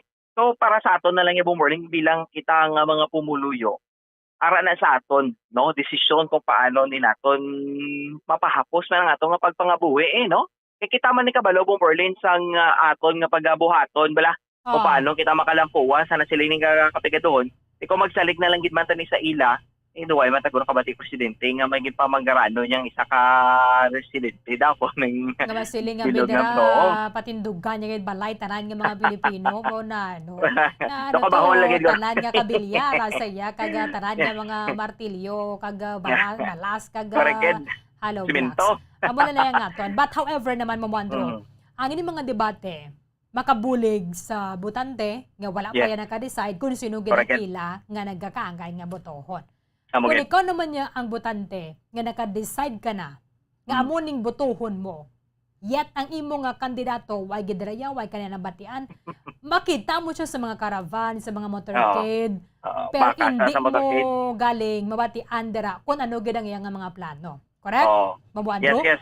Kung nagigad to, dali nagsalig kita sining mga jet ski, si President Rodrigo Duterte pagkadto sa West Philippine Sea, may ginsukot kita sa iya. Since nga amoni ang ginpapati sa aton. No. So dapat careful man kita sa pagpati kung ano lang dira ang mapatihan man sa mga ginambal na nila sa mga debate. However, mayara man niya sa mga botante, mga supporters nga nagakalasay sila. Nagkambyo ang ilang nga paminsaron since ang ako niyo nga kandidato wagi ko niya kabati saya na matalaw din siguro. Kambyo ta. Pero may mga butante naman niya, nga bisan mag-absent pa na siya dira all the time, hindi din na siya mag-kambyo. So be it, Bumbuandro, ginarespeto na yan naton. However, this can benefit sa tanan nga mga Pilipino. Regardless, magluwas lang niya kung sirado na gadya imoto. Di kung sirado, tayo na pagbuksan.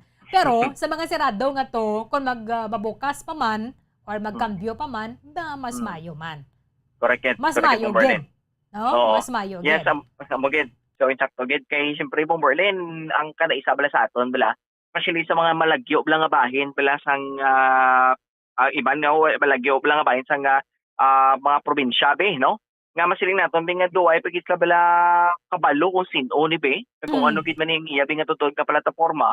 So paagi na tani sa mga debate be kung mabatian man tabi sa radyo, ti subo makauturan naton sa mga malayo, ti radyo ka pamati, pero hindi malapot sang internet o kung wala bi maayo bi nga supply sang kuryente dara kung may nagakaigo trabi nga mga appliances nga makahatag sang impormasyon kag communication sa ila. So tiara ang radyo kung Berling isa man ni sa mga papaagi man bi nga makahatag sang idea sa ila, no? Kung sino ni ba ang ining magapapili bilang presidente, ti dra nila mabatian ay si amo ni maayo gid man iti amo ni akon nga pagapilion na. No, so galingan nang tanabong Berling kay ni isa da ka kuniya do wala gid amo lang to guro ang isa to ka TV station to bi nga do masiling naton bi nga do mas papor lang guro man sa iya.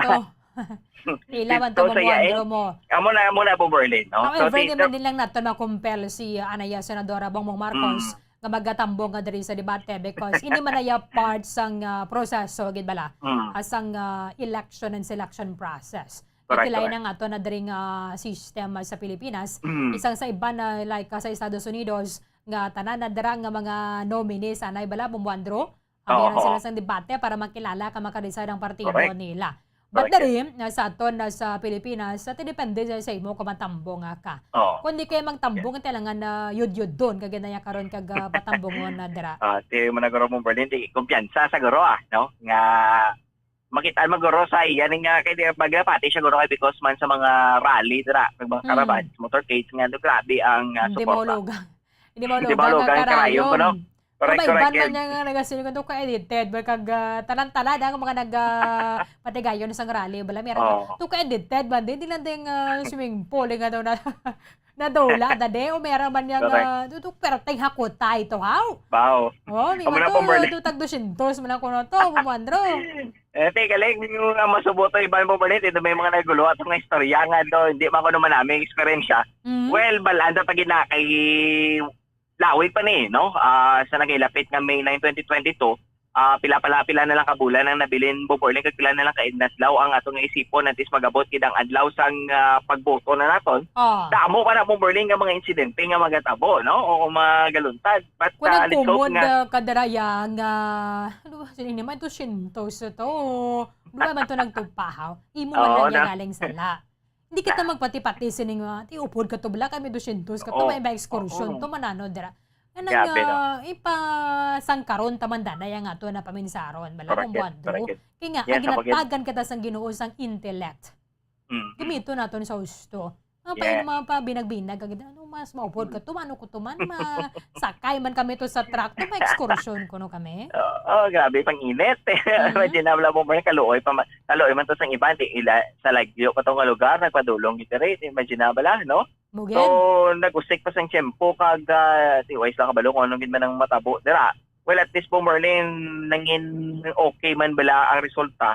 No, wala gid bala sang dumay malaay nga natabo bala ti galing mo lang na ti gutong kapoy init tapos ang na-expectar mo dabi nga mabato mo nga mo nang balor sa kwarta masubok ang iban wala nakabaton ti kung maswerte kaya kung nalabot sa imo well pasalabata mo na no sa paano subong nga mo ni sitwasyon dito kabudlay pang tao mo na 200 mo Berlin mo no bisan di ka maglibot do kabudlay pang tao sa 200 kamo na gurong iban no natong mga utot nga hawa ka dara ti susunod dala ka tubig dawalo nga gitubig kadbalo ka na dala mga panguyam-kuyam da dala ka na ng kanon kanon mabuando ka pa bito ka to sa kilid to kag magkaon sige problema yes mo Berlin no so Yes po Marlene, para sa pagpangalagay sa Bombo Hanay Big Time, Minis Bombo France Sandro Borgosa. Para sa mga radyo ng Pilipinas, consistent overall number 1 sa Bacolod, Basta Radyo, Bombo. Madamo nga salamat kaya Bombo France Andro Borgos.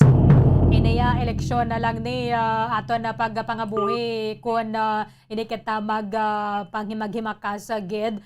Wais ang anuman ang gobyerno ko na presidente nga makapaumwada sa aton nga pagpangabuhi. Basta si mga eleksyon, let us vote wisely. kung sino dara pareha sa imo nagakaangay, so panindugi.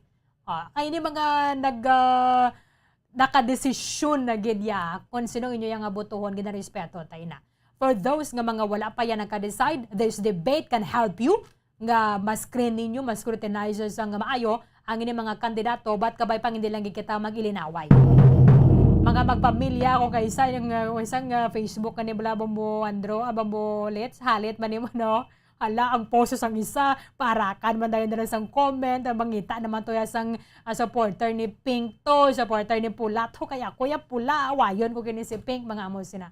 Pagkatapos ng eleksyon, ni kamuya kilala sa inyo nga ginasuportahan. Pero kung mabugras sa inyo yung relasyon, why nas lalabot?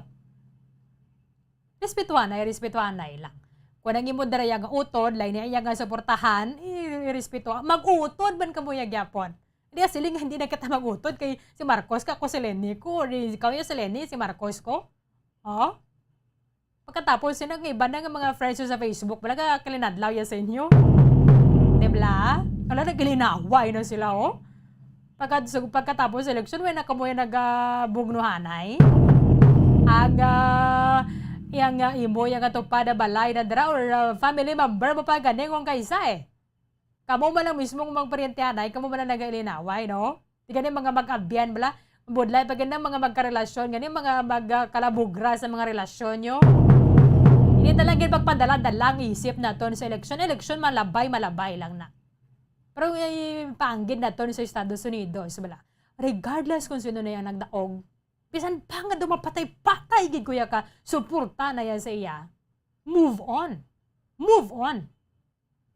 Samtang way pang eleksyon, respetuhon naton kung iniati total, ako way nyo man ko ganiging pilit, nga iyag dito yung butuhon ko Kada isa sa aton bisan kapid pa gani ka mo, hindi ka mo alike, gidya yung pareho gid.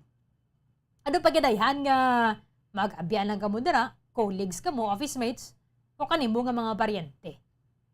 Di kada isa sa aton, lain malain man ang aton nga mga conviction, lain man ang utok ta, kag lain man ang imong prinsipyo.